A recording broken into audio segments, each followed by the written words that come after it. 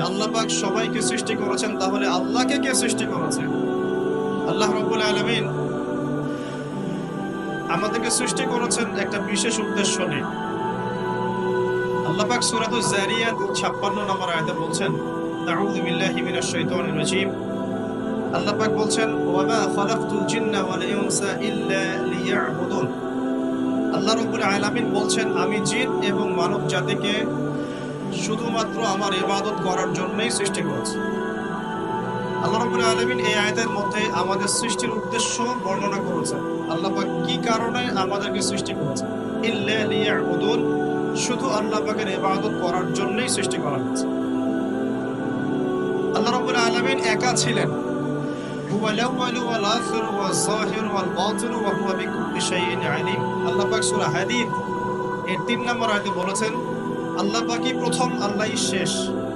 আল্লাহ পাকই প্রকাশ্য, আল্লাহই গোপন, এবং তিনি প্রত্যেকটা বিষয় সম্পর্কে জ্ঞানী।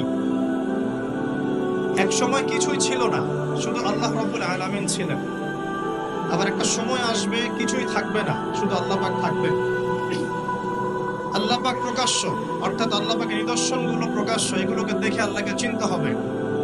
আল্লাহ পাক গোপন, আল্লাহর মারিফত গোপন, এটাকে খুঁজে নিতে হয়, সবার সামনে এসে ধরা দিবে না। আল্লাহকে চেনার এবং আল্লাহকে পাওয়ার যে রাস্তা, এটা আপনাকে খুঁজতে হবে। ওয়া হুয়া বিকুল্লি শাইইন আলিম। আল্লাহ পাক প্রত্যেকটা বিষয় সম্পর্কে জ্ঞানী। এমন কিছুই নাই যে আল্লাহ পাকের জ্ঞানকে অতিক্রম করতে পারে। আল্লাহ পাক যাকে যতটুকু জ্ঞান দিয়েছেন, এর বাইরে কারো কোনো জ্ঞান নাই। সর্বপ্রথম আল্লাহ পাক একা ছিলেন। এখন যদি কারো মনে ওয়াসওয়াসা বা শয়তানি চলে আসে যে আল্লাহ পাক সবাইকে সৃষ্টি করেছেন, তাহলে আল্লাহকে কে সৃষ্টি করেছে, যেমনটা অনেকে এখন কথা বলে থাকে, তখন দায়িত্ব হচ্ছে বলতে হবে আমানতু বিল্লাহি ওয়া রুসুলিহি। কি বলতে হবে?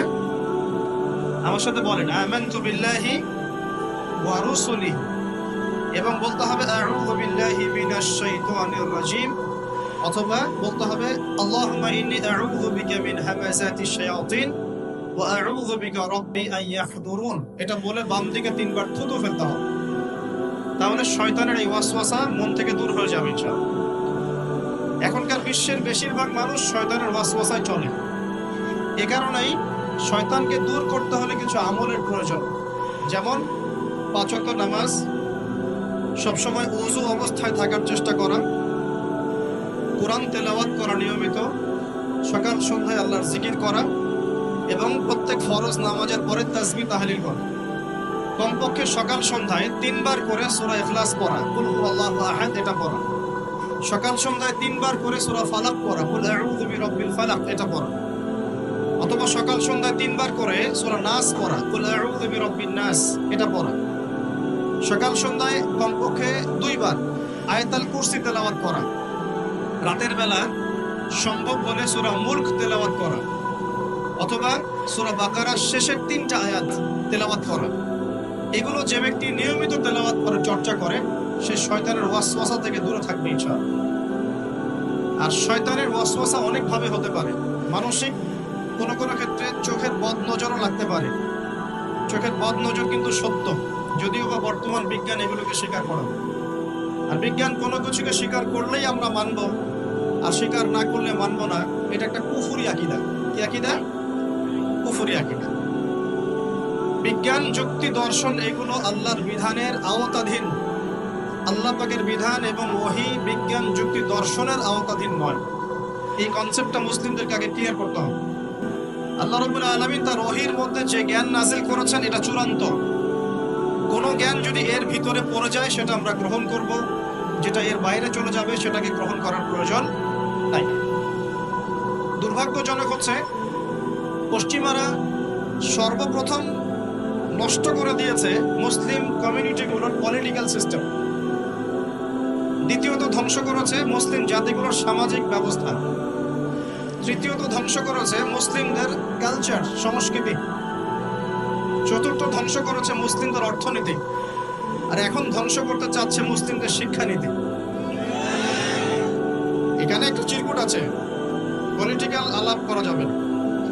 ওই জন্য আমি এখন মজা করে বলি যে পলিটিক্যাল আলাপ আমরা শিক্ষিতরা করতে পারবো না, কে করতে পারবে? হিরো আলম। কথা বুঝতে পারছেন না? ও করতে পারবে, ও প্রচারণা চালাতে পারবে, ভোট চাইতে পারবে, এমপি হতে পারবে। শিক্ষিত সমাজ কথা বলতে পারবে। সর্বপ্রথম যে বিষটা দেওয়া হয়েছে পশ্চিমা সভ্যতা থেকে, সেটা হলো মুসলিমদের একটা কমিউনিটি ছিল ইউনাইটেড, এটাকে কেটে টুকরা টুকরা করে বিভক্ত করে ফেলা হয়েছে। এটা 1 নাম্বার কাজ তারা করেছে। 2 নাম্বার, পলিটিক্যাল সিস্টেমগুলোর মধ্যে বিষ ঢুকিয়ে দেওয়া আছে, বিষ। এখানে ভাইয়ে ভাইয়ে মারামারি করবে এখন, ভাই ভাই, দুজনেই ভাই। আচ্ছা, 3 নাম্বার করা হয়েছে কালচার। আমাদের যে কালচারগুলো আছে, এই কালচারগুলোকে ধ্বংস করে দেওয়া হচ্ছে। পশ্চিমা কালচারে সবকিছু চলছে, আমাদের চেহারা স্রোত থেকে শুরু করে আকীদা, আদর্শ, সবকিছুই, পরিবার, সবকিছু। পশ্চিমা কালচার ছাড়া আমরা চলতে পারছি না। একটা বিয়ে হবে, সেই বিয়েতেও গিয়ে দেখবেন প্রথমে গায়রে মাহরাম, মাহরামের কোনো বাস বিচার নাই, যে যাকে পাচ্ছে হলুদ মাখাচ্ছে, ডিজে পার্টি হচ্ছে, ধুমধারাক্কা গান হচ্ছে। বিয়ের শুরুটাই হচ্ছে পশ্চিমা কালচার। প্রত্যেকটা সেক্টর, অর্থনীতি, আল্লাহ পাক ব্যবসা হালাল দিয়েছেন, আল্লাহ পাক দিয়েছেন যাকাত ভিত্তিক অর্থনৈতিক সিস্টেম, সাদাকা, ওশর, সাদাকাতুল ফিতর ইত্যাদি, এগুলো সব বাদ। এখন চলছে সুদ। কি চলছে? সুদ আর প্রতারণা, ঘুষ আর দুর্নীতি। এখানেও পশ্চিমা কালচার। আরেকটা কি? শিক্ষা। এখন শিক্ষার মধ্যে আস্তে আস্তে সব পশ্চিমা কালচার ঢুকে দেওয়ার চেষ্টা করছে। আর আমরা কি করছি আসলে? আমরা আপোষে মারামারি কাটাকাটি করছি, আপোষে গীবত তহমত সমালোচনায় ব্যস্ত আছি। কে কার ভুল ধরবো, কে কাকে আন্ডারস্টিমেট করবো, কে কাকে অনলাইনে ধুয়ে রেখে দেবো, এগুলোই আমাদের কাজ। তো আল্লাহ পাক আমাদেরকে বুঝ দান করুন, বোধ শক্তি দান করুন, যে আল্লাহ পাক যেন আমাদেরকে বোঝার তৌফিক দেন। কোরআন এবং সুন্নাহর মধ্যে যে জ্ঞানটা আছে এটাই চূড়ান্ত। এর বাইরে অনেক জ্ঞান থাকতে পারে, সেই জ্ঞান আমরা নিব না এমন নয়, সেই জ্ঞান আমরা নিব, কিন্তু যখন সেটা কোরআন সুন্নাহর মানদণ্ডে টিকে যাবে তখন নিব। দেখা যায় কোরআন সুন্নাহর সাথে সাংঘর্ষিক, সেই জ্ঞানটা আমরা নিব না, সিম্পল। কারণ আমরা তো মুসলিম, অন্যদের পরকালীন কনসেপ্ট নাই, অন্যদের পরকালের হিসেব নিকেশের ভয় নাই, তাদের পরকালীন কোনো চেতনা নাই, কিন্তু আমাদের আছে না? আমাদেরকে মৃত্যুবরণ করতে হবে, কবরে সওয়াল জবাব দিতে হবে, আমাদের হাসর মিজান পুলসিরাত আমাদের সামনে অপেক্ষা করছে। আর আমরা চাই জান্নাতে যেতে। কোথায় যেতে? জান্নাতে যেতে। তাহলে আমাদেরকে তো 8-10টা মানুষের মতো চিন্তা করলে হবে না, হবে?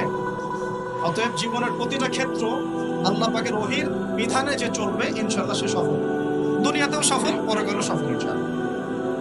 আর আমরা ইসলাম কারো উপর জোর করে চাপিয়ে দিব না, দিব? ইসলামের মধ্যে জোর জবরদস্তি নাই, লা ইকরাহা ফিদ্দিন, দ্বীনের মধ্যে কোনো জোর জবরদস্তি নাই। সত্য মিথ্যাকে স্পষ্ট করে উপস্থাপন করতে হবে। যার মনের মধ্যে আল্লাহ পাক হেদায়েত দিবেন, সে সত্যের পথে চলে আসবে ইনশাআল্লাহ। যাকে আল্লাহ পাক হেদায়েত দিবেন না, তাকে আপনি হাজার দিন বোঝালেও সে সত্য গ্রহণ করবে। অতএব ফাযাক্কির ইন্নামা আনতা মুযাক্কির, আল্লাহ পাক বলেছেন তুমি উপদেশ দাও, তুমি শুধু উপদেশ দাতা মাত্র। লাস্তা আলাইহিম বিমুসাইতির, তুমি কারো প্রতি দারোগা নও, কাউকে চাপিয়ে দিতে পারবে না। ফাযাক্কির ইন নাফাআতিয যিকরা, উপদেশ দাও, যদি উপদেশ কাজে লাগে। সায়াযাক্কারু মান ইয়াখশা, যে আল্লাহকে ভয় করে সে অচিরেই কিন্তু উপদেশ গ্রহণ করবে। আল্লাহ পাক আমাদের সবাইকে আল্লাহর উপদেশ অর্থাৎ কোরআন সুন্নাহর ওহীর জ্ঞান অর্জন করার তৌফিক দান এবং সেই জ্ঞান অনুযায়ী আমল করার তৌফিক দান। আল্লাহ পাক মানুষ সৃষ্টি করে কি করেছেন সেটা জানার আগে আমরা এটা জানবো যে আল্লাহ রাব্বুল আলামিন যখন একা ছিলেন, তারপর আল্লাহ পাক কি করেছেন, জানতে ইচ্ছা করে না? আচ্ছা, আজকে আমরা হিস্ট্রিটা বলছি, শুনুন। আস্তে আস্তে আমি যুবকদের দিকেও আসবো এবং সমকালীন প্রেক্ষাপটেও আসবো ইনশাআল্লাহ। আর সবশেষে আমরা ফিনিশিং দিব এভাবে, সমকালীন প্রেক্ষাপটে আমাদের করণীয় কাজগুলো কি কি, আল্লাহ পাক আমাদেরকে বোঝার তৌফিক দেন। আল্লাহ পাক একা ছিলেন, তারপর আল্লাহ সৃষ্টি করেছেন আরশে আজিম। এই জায়গাটা একটু ফাঁকা করুন। আল্লাহ পাক সৃষ্টি করেছেন কি? আরশে আজিম। আরশ কি জিনিস? যেই আরশের ছায়ায় আল্লাহ পাক কিয়ামতের মাঠে 7 শ্রেণীর মানুষকে ছায়া দিবেন, যেদিন এই ছায়া ছাড়া অন্য কোনো ছায়া থাকবে না। আরশটাকে একটু বুঝি। একটা হাদিসের মধ্যে নবী সাল্লাল্লাহু আলাইহি ওয়াসাল্লাম বলেছেন, নবীর নাম শুনলেই দরুদ পড়বেন, বলবেন সাল্লাল্লাহু আলাইহি ওয়াসাল্লাম। নবীজি বলছেন, দেখো এই পৃথিবী থেকে প্রথম মহাবিশ্বের দূরত্ব হচ্ছে 500 বছরের পথ। কত বছর? 500 বছর। এভাবে দ্বিতীয় মহাকাশ থেকে তৃতীয় মহাকাশ দূরত্ব 500 বছরের পথ। এইভাবে প্রত্যেক আসমানের মধ্যে দূরত্ব হচ্ছে কত বছরের পথ? 500। সপ্তম আসমানের উপরে আছে সিদরাতুল মুনতাহা। কি আছে? এটা একটা কুল গাছ, বড়ই গাছ নাসা আবিষ্কার করতে পেরেছে? অতএব বিশ্ববাসী বিশ্বাস করবে না। নাসা যদি কালকে বলে হ্যাঁ পাওয়া গেছে সিদরাতুল মুনতাহা, তাহলে বিশ্ববাসী বিশ্বাস করবে। একটা শিরকি দর্শন চলছে, কুফরি দর্শন। ও যখন বলবে হ্যাঁ তখন সবাই বলে হ্যাঁ, যখন তারা বলে না সবাই বলে না। আল্লাহ পাকের ওহীর জ্ঞানের কোনো মূল্য নাই সবার কাছে, ইল্লা মাশা আল্লাহ। সিদরাতুল মুনতাহার উপরে আছে কুরসি। কি আছে? কুরসি। আল্লাহ পাকের কুরসি, যেটা আপনি আয়াতুল কুরসির মধ্যে পড়েন, ওয়াসিআ কুরসিয়ুহুস সামাওয়াতি ওয়াল আরদ, মানে আল্লাহ পাকের কুরসিটা আসমান জমিনকে ঘিরে রেখেছে। আর বলে রাখি যে প্রত্যেক ফরজ নামাজের পর যে আয়াতুল কুরসি পড়ে, জান্নাতে যাওয়ার জন্য তার একটাই বাধা, মৃত্যু। মওত হয়ে গেলে জান্নাতে চলে যাবে। একটা হাদিস আসছে, রাত্রে বেলা ঘুমানোর সময় কেউ যদি আয়াতুল কুরসি পড়ে, সারা রাত আল্লাহর পক্ষ থেকে একজন ফেরেশতা তাকে পাহারা দিবে। এই ফেরেশতা তো দেখা যায় না, দেখা যায়? তো কয়দিন পর যদি বলে যে যা দেখা যায় না তা বিশ্বাস করা যাবে না, আসলে কিন্তু এপিস্টেমোলজি তাদের এটাই, যা দেখে না তা বিশ্বাস করে। পশ্চিমারা কি ফেরেশতায় বিশ্বাস করে? কেন করে না? এটা তো একটা প্রশ্ন, উত্তরটা আমি বলছি আপনাদের। কারণ তাদের জ্ঞান তত্ত্ব হচ্ছে যা চোখে দেখি না, যা পরীক্ষা নিরীক্ষা পর্যবেক্ষণে আসে না, তার কোনো অস্তিত্ব নাই। এটা ওদের ফিলোসফি অফ এডুকেশন, শিক্ষা দর্শন। এটাকে আমরা ফিলোসফির ভাষায় বলি এপিস্টেমোলজি বা জ্ঞান তত্ত্ব। জ্ঞান তত্ত্ব টিচার যারা আছেন তারা বুঝবেন, তাদের জ্ঞান তত্ত্ব এমন। আর আমাদের জ্ঞান তত্ত্ব উল্টা, টোটালি ডিফারেন্ট। আমরা কি বলি? আমরা বলি ওয়াকুলিল হাক্কু মির রাব্বিকুম, সত্য আল্লাহর পক্ষ থেকে আসে। আমরা বলি যে অদৃশ্যে বিশ্বাস না করা পর্যন্ত কেউ মুমিনই হতে পারবে না। ইমানের কয় পিলার? ইমানের কয় পিলার? 6 পিলার। আমানতু বিল্লাহি, আল্লাহর প্রতি বিশ্বাস করলাম, ওয়া মালাইকাতিহি, তার ফেরেশতাগণের প্রতি, ওয়া কুতুবিহি, আল্লাহ পাকের আসমানি কিতাব সমূহের প্রতি, ওয়া রুসুলিহি, আল্লাহ পাকের রাসূলগণের প্রতি, ওয়াল ইয়াউমিল আখির, পরকালের প্রতি, ওয়াল কদরি খায়রিহি ওয়া শাররিহি, তাকদীর বা ভাগ্যের ভালো মন্দের প্রতি। এই 6টার একটাও কি চোখে দেখা যায়? আল্লাহকে দেখেছেন? ফেরেশতা দেখেছেন? আমাদের নবীকেও কি দেখেছেন? শুধু কোরআনটা আপনি চোখের সামনে দেখছেন, আর কিচ্ছু আপনি দেখছেন? পরকাল দেখেছেন? তাকদীর ভাগ্য দেখেছেন? কিচ্ছু দেখি নাই। এই 6টা পিলারে বিশ্বাস না করতে পারলে কেউ মুমিন হতে পারবে না। পারবে? আলিফ লাম মিম যালিকাল কিতাবু লা রাইবা ফি হুদাল লিল মুত্তাকিন, কারা মুত্তাকি? আল্লাযীনা ইউমিনুনা বিল গায়বি। এই যে 6টা গায়েবে যারা বিশ্বাস করে, এরা হলো মুমিন, মুত্তাকি। তাহলে আমাদের জ্ঞানের ভিত্তিটা কি? আমরা অদৃশ্যে বিশ্বাস করি, আর ওদের জ্ঞানের ভিত্তি হচ্ছে ওরা চাক্ষুষ যা দেখে তাতে বিশ্বাস করে। এই জায়গাতেই তো পার্থক্য জ্ঞান তাত্ত্বিক। এই কারণেই ওরা ফেরেশতায় বিশ্বাস করে না, আল্লাহ বিশ্বাস করে না, নবী রাসূলগণে বিশ্বাস করে না। তারা বলছে আল্লাহর সন্তান আছে, নাউযুবিল্লাহ। হ্যাঁ, তারা আসমানি কিতাবে বিশ্বাস করছে না, তারা ধর্মের কনসেপ্টে বিশ্বাস করছে না, তারা পরকাল, পুনরুত্থান, হাসর, কিয়ামত, মিজান, ফুলসিরাত কিছুই বিশ্বাস করে না। বিশ্বাসগত পার্থক্য এখানে। এখন মুমিন মুসলিম হিসাবে আমরা বিশ্বাস করি আল্লাহ পাকের ফেরেশতা আছে না নাই? আছে।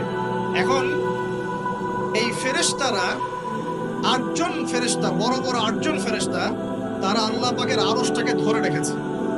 কয়জন ফেরেশতা? 8জন। এই 8জন ফেরেশতা আল্লাহর আরশকে টেনে নিয়ে আসবে কিয়ামতের মাঠে। বলেন সুবহানাল্লাহ। আল্লাহ পাকের এমনও ফেরেশতা আছেন যারা একটা ফুৎকার দিবে, জাস্ট একটা ফুৎ, এক ফুৎকারে পুরো মহাবিশ্ব ধ্বংস হবে। এত শক্তিশালী ফেরেশতা আছে আল্লাহ। আমরা যখন মায়ের গর্ভে ছিলাম, এরকম একজন ফেরেশতাই আল্লাহর পক্ষ থেকে রূহ নিয়ে এসে মায়ের গর্ভে ফুঁকে দিয়েছে, এবং আল্লাহর হুকুমে 4টা বিষয় লিখে দিয়েছে। আমরা প্রত্যেকে যখন মায়ের গর্ভে ছিলাম, বয়স ছিল 4 মাস 10 দিন। আমরা তো সব ভুলে গেছি, এখন মাত্র 4 মাস 10 দিন। এখন শরীরে শক্তি আছে তো, এই জন্য শৈশব, বাল্যকাল সব ভুলে গেছি। আবার একদিন শরীরে শক্তি থাকবে না, তখন আবার আল্লাহ আল্লাহ করা শুরু হবে। 2 দিন ডায়রিয়া হলেই আল্লাহ আল্লাহ শুরু হবে। যখন সুস্থ থাকে আল্লাহর বিরুদ্ধাচারণ করে, আল্লাহ বলতে কেউ নাই। ঠিক আছে? তো ওই ফেরেশতা লিখে দিয়েছেন 4টা জিনিস আল্লাহর পক্ষ থেকে। 1, সেই ব্যক্তির হায়াত কতটুকু হবে। 2, দুনিয়াতে রিজিক পাবে, কি কি রিজিক পাবে। 3 নাম্বার, তার কাজগুলো কি কি হবে, দুনিয়ায় কি কি কাজ করবে সে। আর 4 নাম্বার, তার সৌভাগ্য, সে সৌভাগ্যবান হবে না দুর্ভাগ্যবান হবে, মানে জান্নাতি হবে না জাহান্নামী হবে। এটা লিখে দেওয়া হয়ে গেছে। এখন এরকম 8জন বড় বড় ফেরেশতা আল্লাহর আরশটাকে ধরে রেখেছে। আর আমরা বলছি কুরসির কথা। এই কুরসি আসমান জমিনকে ঘিরে আছে। আর আয়াতুল কুরসি যে ব্যক্তি তেলাওয়াত করবে, ইনশাআল্লাহ তাআলা আল্লাহর পক্ষ থেকে একজন ফেরেশতা তাকে সারা রাত পাহারা দিবে। এই কুরসির উপরে কি আছে? এই কুরসির উপরে আছে মহাসাগর। কি আছে? অ্যামেজিং না? কখনো শুনেছেন? কুরসির উপরে আছে মহাসাগর। কানা আরশুহু আলাল মা। আল্লাহ পাক সূরা হুদের মধ্যে বলেছেন আল্লাহর আরশটা ছিল পানির উপরে। কিসের উপরে? এই মহাসাগরের গভীরতা নবীজি বলছেন এটা হচ্ছে 500 বছরের পথ। কত বছর? 500 বছর পরে। আর আমরা যে সাগর দেখি, এই সাগরের নিচে কি আছে কে বলতে পারবে? এই সাগরের নিচে কি আছে?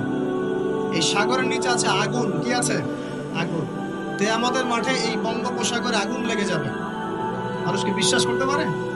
এখন যে সাগরটা দেখছেন পানি ভর্তি মহাসাগর, এখানে আগুন লেগে যাবে, আগুন দিয়ে সাগর জ্বলতে থাকবে। কিয়ামত যদি কেউ চোখে দেখতে চায় সে যেন সূরা তাকবীর পড়ে। কোন সূরা? সূরা তাকবীর। আমপারায় দেখবেন সূরা তাকবীর আছে। ইদা শামসু কুবিরাত ওয়া ইদা নুজুমু কাদারাত ওয়া ইদা জিবালু সুজিরাত ওয়া ইদা ইশারু উতিলাত ওয়া ইদা উহুশু হুশিরাত ওয়া ইদা বিহারু উজ্জিরাত। এই যে একটা বলছে। তো প্রিয় ভাইরা, সাগর নিয়ে দুটো কথা বলেই নেই। সেটা হলো আল্লাহ পাকের সমস্ত সৃষ্টি আল্লাহ পাকের তাসবিহ পাঠ করে, এমনকি এই সাগরও আল্লাহর তাসবিহ পাঠ করে। এবং প্রতিটা সৃষ্টি পরকালের সাক্ষী হয়ে থাকবে। ওই সাগরের কিনারে দাঁড়িয়ে যারা ন্যাংটা হয়ে নগ্ন হয়ে দাঁড়িয়ে আছে, গোসল করছে, সাগর তাদের বিরুদ্ধে সাক্ষী দিবে। ওখানে দাঁড়িয়ে যারা গাঁজা খাচ্ছে, ফেন্সিডিল খাচ্ছে, ইয়াবা খাচ্ছে, সমকামিতা করছে, গান বাজনা করছে, সাগর ওদের বিরুদ্ধে সাক্ষী দিবে। এই যে আজকে যেখানে বসে আমরা ওয়াজ মাহফিল করেছি, দিনের কথা বলেছি, এই মাটি কাল কিয়ামতে সাক্ষী দিবে এখানে ভালো কিছু হয়েছে।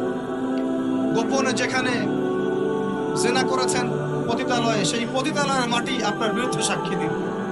আল্লাহ পাকের প্রত্যেকটা সৃষ্টি আল্লাহর কাছে সাক্ষী প্রদান করবে আমাদের বিরুদ্ধে অথবা পক্ষে। আল্লাহ আমাদেরকে বোঝার তৌফিক দান করুন। সাগর থেকে শেখার অনেক কিছু আছে। সে নীরবে আল্লাহ পাকের হুকুম পালন করে যায়। কখনো কি সে হুকুম পালন করতে থেমে যায়? আসমানের পাখির দিকে হেদায়েত আছে, তারা আল্লাহ পাকের তাসবিহ পাঠ করে। গাছপালা আল্লাহর তাসবিহ পাঠ করে। আসমান, জমিন, চন্দ্র, সূর্য যা আছে আল্লাহ পাকের সমস্ত সৃষ্টি আল্লাহর তাসবিহ পাঠ করে। আল্লাহ পাকের দুইটা নাফরমান সৃষ্টি আছে, একটা হলো মানুষ আর একটা হলো জিন জাতি। এই দুটোই সবচেয়ে নাফরমান সৃষ্টি। ওইদিকে আমি পড়ে আসছি। সাগর কি শেখায়? বিনয়ী হতে শেখায়। কারণ সে অনেক শক্তিশালী, সে অনেক শক্তিশালী এবং প্রচুর সম্পদে ভরা। এই সাগর এই পুরো এলাকার বা পুরো দেশের কোটি কোটি মানুষের রিজিকের উৎস। এই সাগর, তার ভিতরে আল্লাহর রিজিক আছে, সম্পদ আছে।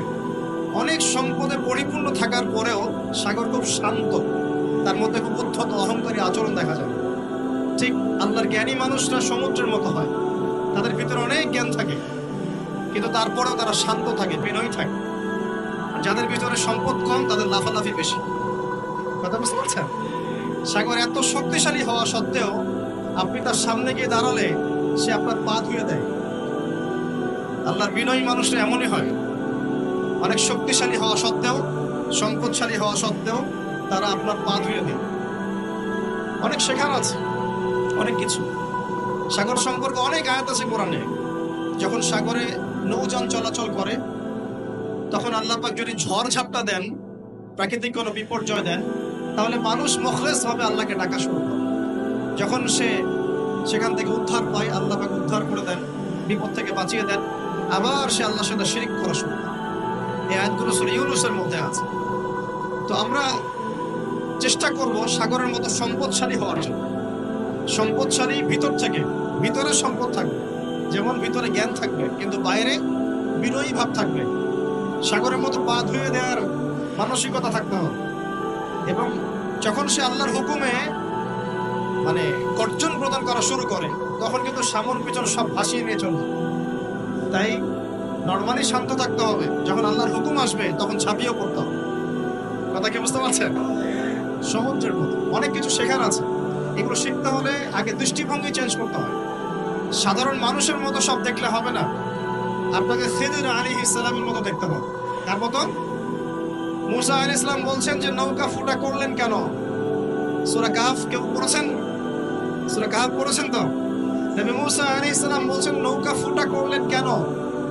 তিনি বলছেন নৌকা ফুটা না করলে জলদস্যু নিয়ে চলে যেত। মুসা আলাইহিস সালাম বলছেন নিষ্পাপ বাচ্চাকে হত্যা করলেন কেন? খিদর আলাইহিস সালাম বলছেন এই বাচ্চাকে হত্যা না করলে এই বাচ্চা বড় হয়ে বড় কাফের হতো, পিতা মাতাকেও কাফের বানাতো। মুসা আলাইহিস সালাম বলছেন এই দেয়াল কেন নির্মাণ করলেন পারিশ্রমিক ছাড়াই? তিনি বলছেন দেয়াল নির্মাণ না করলে এর নিচে থাকা সম্পদ, এতিম বাচ্চাদের সম্পদ মানুষ নিয়ে চলে যেত। তিনটা প্রশ্নেই মুসা আলাইহিস সালাম বাইরের চোখ দিয়ে দেখেছেন, খিদর আলাইহিস সালাম তার ভিতরের চোখ দিয়ে দেখেছেন। এই যুগে যদি আপনি ফিতনা চিনতে চান, দাজ্জালীয় সভ্যতাকে চিনতে চান, তাদের প্ল্যানগুলো বুঝতে চান, স্বাভাবিক দৃষ্টিভঙ্গি দিয়ে দেখলে হবে না, ভিতরের চোখ দিয়ে দেখা শিখতে হবে। এটা সবচেয়ে বড় কথা আজকের মাহফিল। দৃষ্টিভঙ্গি চেঞ্জ করতে হবে, তারপরে আপনি ফিতনা ধরতে পারবেন, সমাধানও খুঁজে বের করতে পারবেন ইনশাআল্লাহ। তবে বাস্তবতা কি জানেন? বাস্তবতা হচ্ছে খিদর আলাইহিস সালামের মতো মানুষদেরকে এই সমাজ মূল্যায়ন করে না। যাদের মধ্যে খিদরের মতো অন্তর্দৃষ্টি আছে তাদেরকে সমাজ মূল্যায়ন করেন, তাদেরকে মানুষ বলে পাগল। যেমন নবী সাল্লাল্লাহু আলাইহি ওয়াসাল্লামকেও মানুষ বলেছিল মাজনুন, পাগল হয়ে গেছে। নবী সাল্লাল্লাহু আলাইহি ওয়াসাল্লামকেও মানুষ বলছে সাহের, জাদুকর, মাজনুন, ফারিকুল জামাআ, বলছে সাবিঈ, কত কথা বলেছে। আল্লাহ পাক আমাদের সবাইকে কোরআন সুন্নাহ ভিত্তিক জ্ঞান অর্জন করার তৌফিক দেন এবং খিদর আলাইহিস সালামের মতো অন্তর্দৃষ্টি লালন করার তৌফিক দেন। এই মহাসাগরের অস্তিত্ব আছে যেটা কুরসির উপরে, এর উপরে আল্লাহ রাব্বুল আলামিনের আরশে আজিম, যেটাকে টেনে নিয়ে আসবে কতজন ফেরেশতা? 8 জন। আগে হাদিসটা শুনুন। আল্লাহ পাক বলেছেন, দুঃখিত, নবী সাল্লাল্লাহু আলাইহি ওয়াসাল্লাম বলেছেন কিয়ামতের মাঠে আল্লাহ পাক 7 শ্রেণীর মানুষকে এই আরশের ছায়ায় ছায়া দিবেন। কত শ্রেণী? যুবক ভাইরা হাদিসটা খুব ভালো করে শুনেন, কারণ এখানে সবগুলো হওয়ার মতো সম্ভাবনা আপনার আছে। 7টা শ্রেণীর অন্তর্ভুক্ত হওয়ার সম্ভাবনাই যুবকদের আছে, সবার নাই। 1 নাম্বার হচ্ছে ন্যায়পরায়ণ শাসক। সুযোগ আছে তো? শাসন ক্ষমতা খারাপ কিছু না, কিন্তু শাসন ক্ষমতা পেয়ে যদি মানুষ ন্যায় বিচার করে ভালো, যদি জুলুম করে তাহলে আল্লাহর সামনে জবাবদিহি। 2 নাম্বার সেই ব্যক্তি যার অন্তর মসজিদের সাথে ঝুলন্ত থাকে। কার সাথে? মোবাইলের সাথে না। কার সাথে? এখন অন্তর কার সাথে ঝুলন্ত থাকে? মোবাইলের সাথে। মসজিদের সাথে অন্তর ঝুলন্ত মানে কি? এটা কি সত্যি সত্যি কলিজে ঝুলা আছে না রূপকথা? মানুষ তো রূপক অর্থ বুঝতে পারে না এখন। মানে আপনি নামাজের জন্য, জামাতে নামাজ পড়ার জন্য উদ্গ্রীব হয়ে থাকেন, এটা হলো মসজিদের সাথে ঝুলন্ত হৃদয়। এরপর সেই ব্যক্তি, সেই যুবক যে তার যৌবনকালটা আল্লাহ পাকের ইবাদতে কাটিয়ে দিয়েছে। সুযোগ আছে না? আছে কি নাই? যুবকদের সুযোগ আছে কি নাই? 4 নাম্বার সেই ব্যক্তি বা সেই 2 ব্যক্তি যারা একে অপরকে আল্লাহর জন্য মহব্বত করে। বয়ফ্রেন্ড গার্লফ্রেন্ড ট্রেডিশন বলা হচ্ছে না, বয়ফ্রেন্ড গার্লফ্রেন্ডের হারাম জেনার ভালোবাসা বলা হচ্ছে না। কি বলা হচ্ছে? দিনের জন্য, আল্লাহর জন্য দুজন পরস্পরকে ভালোবাসে, আল্লাহর জন্যই বিচ্ছেদ করে। 5 নাম্বার সেই ব্যক্তি যাকে, যুবক ভাই শোনেন ভালো করে, সেই ব্যক্তি যাকে কোনো সুন্দরী নারী জেনার জন্য ডাকে, সুন্দরী উচ্চ বংশের কোনো মেয়ে নিজেই জেনা করার জন্য ডাকে, কিন্তু যুবক বলে আমি আল্লাহকে ভয় করি, ইন্নী আখাফুল্লাহ, আমি আল্লাহকে ভয় করি। এরকম যুবক আছে এখনো বাকি সমাজে? এখন তো ইচ্ছা করেই মানুষ জেনা করে। এখন তো জেনা এত সহজ, মানুষ 1000, 1500, 2000 টাকা দিয়ে জেনা করতে পারে। এই সমাজে জেনা সহজ, বিয়ে হয়েছে কঠিন। এই সমাজে জেনাটা সহজ হয়ে গেছে, বিয়েটা কঠিন হয়ে গেছে। এই জন্য বিয়ের ঝামেলা অনেকে যেতে চায় না। জেনা করেই তো আমি যা উদ্ধার করার করছি, বিয়ে করলে খাওয়াতে হবে, নিজের গায়ে দাঁড়াতে হবে, এই লাগবে সেই লাগবে। সুবহানাল্লাহ। কিন্তু প্রিয় ভাই মনে রাখবেন, যদি আপনি জেনা থেকে বেঁচে থাকতে পারেন, আল্লাহ পাক আপনাকে সাক্ষাৎ মৃত্যুর হাত থেকেও বাঁচাতে পারেন। এটা আমি এমনি এমনি বলি নাই, দলিল দিচ্ছি। জেনা এমন একটা পাপ, যেই পাপ থেকে যদি কোনো যুবক নিজেকে বাঁচাতে পারে, আল্লাহ মউতের হাত থেকেও বাঁচাতে পারবে ইনশাআল্লাহ। কিভাবে? 3 বন্ধু যাচ্ছে রাস্তা দিয়ে, হঠাৎ করে ঝড়, বন্ধু 3 জন ঢুকে গেল গুহার মধ্যে। কিসের মধ্যে? গুহায়, যে পাহাড়ি এলাকায় আপনারা থাকেন যারা, গুহার মধ্যে হঠাৎ করে পাহাড়ের পাথর দিয়ে গুহার মুখটা বন্ধ হয়ে গেল। এখন খোলার কোনো অপশন নাই। সবাই বলছে এখন 3 জন, এখন তো আমরা বের হতে পারবো না। সবাই সবার নেক আমলের ওসিলা দিয়ে আল্লাহর কাছে দোয়া কর। কিসের ওসিলা দিয়ে? নেক আমলের ওসিলা দিয়ে দোয়া করতে হয়। হাদিস, মৃত মানুষকে ওসিলা করে তার জন্য নজর মানত জবাই করে দোয়া করতে হয়। নিজের নেক আমলের ওসিলা দিয়ে আল্লাহর কাছে দোয়া করতে হয়। আল্লাহ পাক এখন দোয়া শুনলেন। একজন বলছে, আমি আমার পিতা মাতাকে খুব খেদমত করতাম, তাদেরকে দুধ পান না করে দুধ পান করাতাম না, নিজেও করতাম না, ছেলেদেরকে করাতাম না। আল্লাহ, এই কাজটা তোমার ভালো লাগলে আজকে গুহার মুখ থেকে পাথর সরিয়ে দাও। পাথর একটু সরে গেল। পাথর আল্লাহর কথা শোনে কিনা? শোনে না? সবাই আল্লাহর কথা শোনে। আগুন আল্লাহর কথা শোনে কিনা? ইব্রাহিমের জন্য আগুন ঠান্ডা হয়ে যায় নাই? আচ্ছা, তারপরে আরেকজন দোয়া করছে, আল্লাহ, আমার এক কর্মচারী ছিল, তার বেতন বাকি ছিল, সে বেতন না নিয়ে চলে গেছে, আমি সেই বেতনটা দিয়ে কিছু গবাদি পশু কিনেছি। আস্তে আস্তে গবাদি পশু বেড়েছে, অনেক দিন পর সে এসেছে টাকা চাওয়ার জন্য। আমি বলেছি সবই তোমার, সব নিয়ে চলবে। সে বলেছে, আপনি কি ফাইজলামি করতেছেন আমার সাথে? আমার টাকা আমাকে দেন। না, তোমার টাকা দিয়ে আমি এটা কিনেছিলাম, আজকে বংশবৃদ্ধি হয়েছে, সব তোমার, নিয়ে যাও।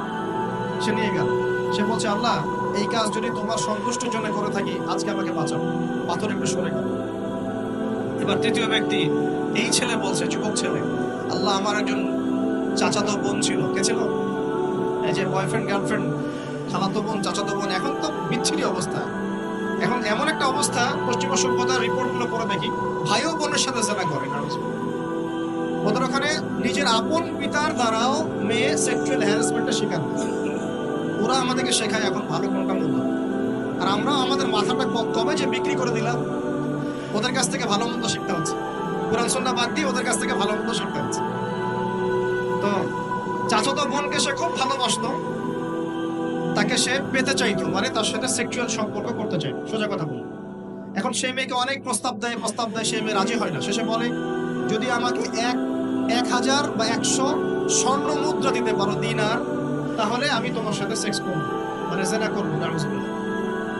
তো সেই ছেলে অনেক কষ্ট করে এই টাকাগুলো বা এই দিনারগুলো অর্জন করে, কামাই করে, দিন রাত পরিশ্রম করে, ঠিক আপনারা যেমন করছেন। আর তো এরপর সে তার স্বর্ণ মুদ্রা দেয়, দিয়ে বলে যে এখন আমাকে আমার কাজ করতে দাও। তখন সেই মেয়ে রাজি হয়। ঠিক যে মুহূর্তে তারা সেক্সুয়াল সম্পর্কটা করবে, ঠিক ওই মুহূর্তেই এই মেয়ে বলে ওঠে, হে আল্লাহর বান্দা, আল্লাহকে ভয় করো। আমি সারা জীবন আমার সতীত্বকে ধরে রেখেছি, কাউকে দেইনি। আমি কারোর সাথে এরকম অন্যায় করি নাই, আমি খারাপ মেয়ে নই। তুমি আমার ইজ্জতটা নষ্ট করো। কে বলছে কথা? মেয়ে। ওই অবস্থা থেকে কি একটা ছেলের উঠে আসা সম্ভব? এটা কি এতটাই সহজ? এটা কিন্তু সহজ না। সত্যি কথা বলতে এই বিষয়টা কিন্তু এতটাও সহজ না। যারা অবিবাহিত তারা হয়তো বুঝতে পারবে না, বিবাহিতরা বুঝতে পারছে। তো ওই অবস্থা থেকে সেই টাকাগুলো না নিয়ে সেই স্বর্ণ মুদ্রা মেয়েকে দিয়ে ওখান থেকে সেই ছেলে উঠে আসে আল্লাহর ভয়ে। সে এখন গুহার মধ্যে আটকা পড়েছে, আল্লাহকে বলছে, আল্লাহ, ওই দিন ওই কাজ যদি তোমার সন্তুষ্টির জন্য করে থাকি, আজকে আমাকে মৃত্যুর হাত থেকে বাঁচাও। সমস্ত পাথর দপদপ করে সরে গেল। এটা কিন্তু কোনো গাল গল্প না, এটা বনু ইসরাইলের ঘটনা, সত্য ঘটনা। এই হাদিস থেকে আমি আপনাকে দলিল দিচ্ছি যে যদি জেনার মতো পাপ থেকে আমি সরে আসতে পারি, সাক্ষাৎ মৌত থেকে আল্লাহ বাঁচাতে পারে। প্রিয় ভাই, সেই যুবক আরো সে ছায়া ছায়া বলে যে তার যৌবন কালটাকে আল্লাহর পথে কাটিয়েছে, এবং যে যাকে কোনো সুন্দরী মেয়ে জেনার জন্য আহ্বান করে, সে বলে আমি আল্লাহকে ভয় করি। আমরা তওবা করি, আমরা কোনো প্রকার জেনার পাবে যাব না ইনশাআল্লাহ। যদি হারাম কোনো সম্পর্ক থেকে থাকে, আজকেই এই নাম্বার ডিলিট করে ফেলতে হবে। আল্লাহ পাক তৌফিক দেন। ডিলিট করার আগে আবার ফোন করে বলেন না যে আজকে থেকে আর কথা বলবো, তাহলে এই কথা আর কোনোদিন শেষ হবে না। একবারই বন্ধ, ডিসকানেক্টেড। কার জন্য? আল্লাহর জন্য। এবং এটা করার পরে আল্লাহকে বলতে হবে, আল্লাহ, শুধু তোমার ভয়ে এবং তোমার সন্তুষ্টি পাওয়ার জন্য আমি জেনা থেকে বেরিয়ে আসলাম। আল্লাহ, তুমি আমাকে হেদায়েত দাও, ঈমান দাও, আমল দাও, এবং তোমার রাস্তায় আমাকে বেহিসাব রিজিক দাও। এবং নেককার কুমারী, নেককার প্রেমময়ী, তাকওয়াবান, মুত্তাকি একজন স্ত্রী আল্লাহ তুমি আমাকে দান করো। ইনশাআল্লাহ আল্লাহ পাক আপনাকে দান। আল্লাহ পাক দান। আল্লাহ পাকের জমিন প্রশস্ত, আল্লাহর হাত প্রশস্ত। আল্লাহর হাতকে সংকীর্ণ মনে করবেন না।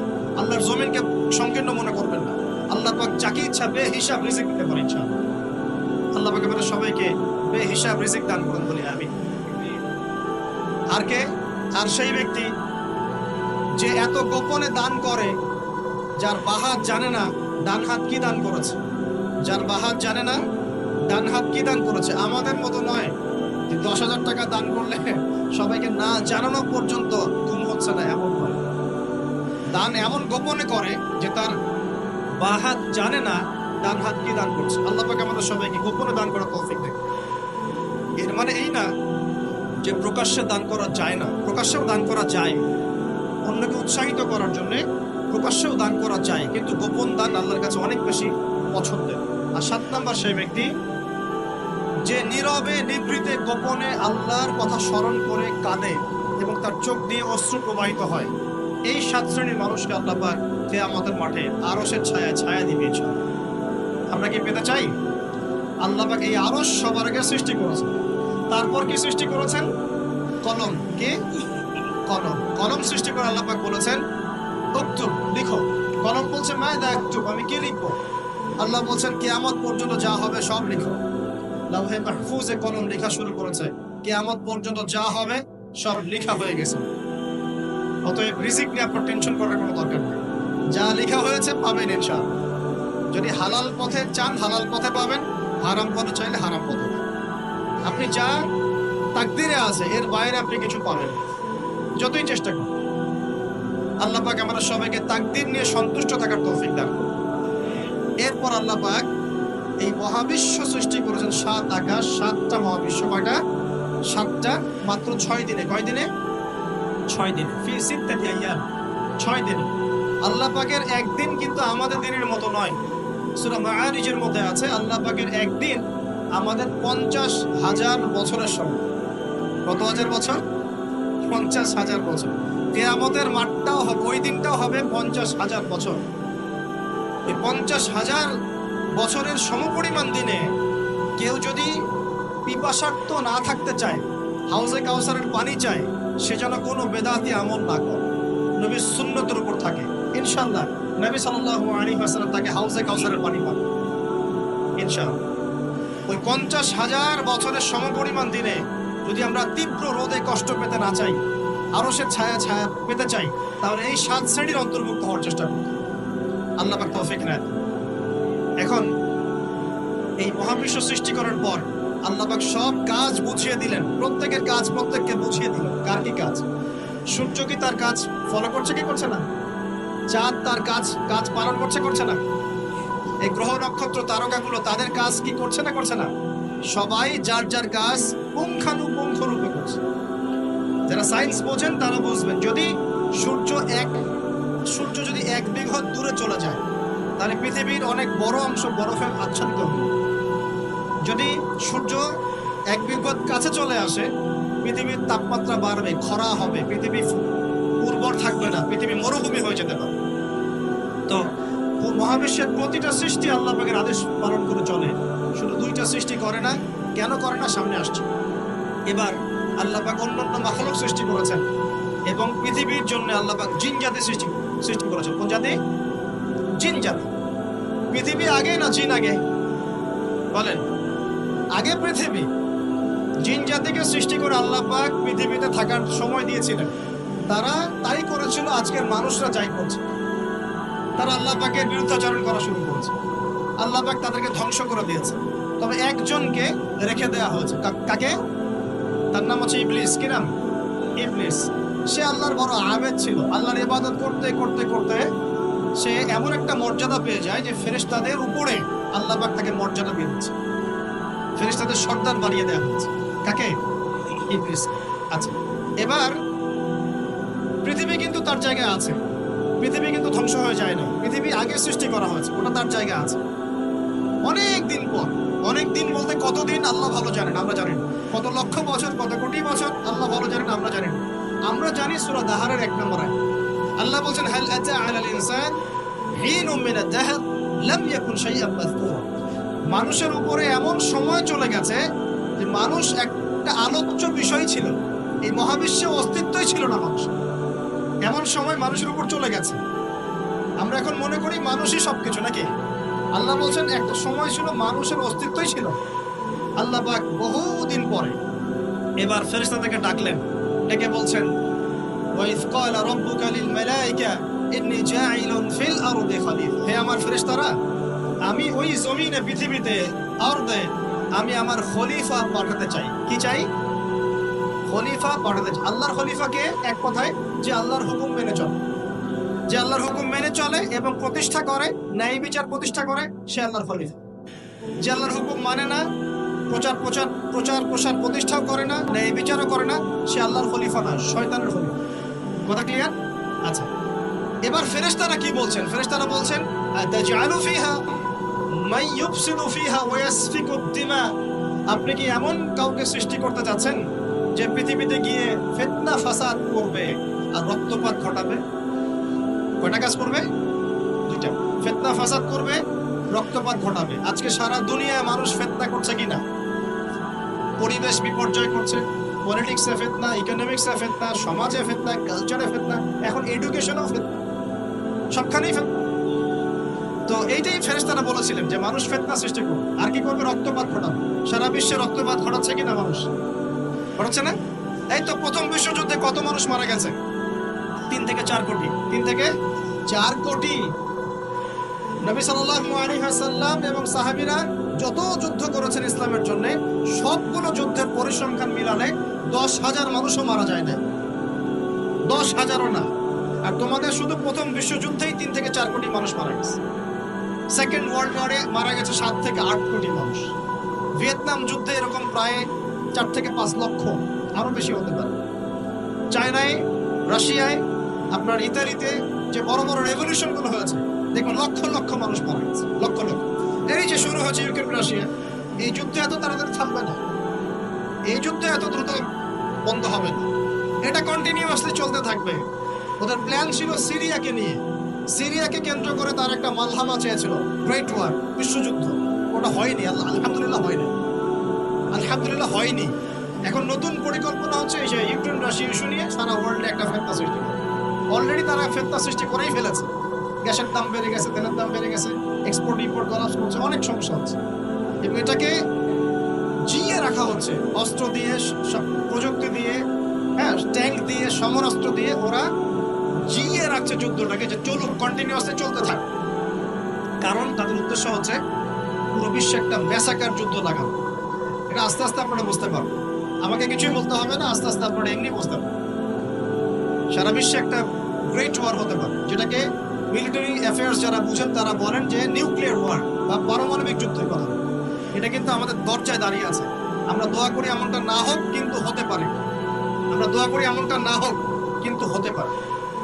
হলে কি হবে সেই চিন্তা আমাদের করতে হবে। তো যারা বলে ইসলাম তরবারির জোরে ছড়িয়েছে, তাদের এইসব কথা বলার কোনো অধিকার নাই, এতে লজ্জা করা উচিত। কারণ শুধু ফার্স্ট ওয়ার্ল্ড ওয়ারেই 3 থেকে 4 কোটি মানুষকে তারা মেরে ফেলেছে।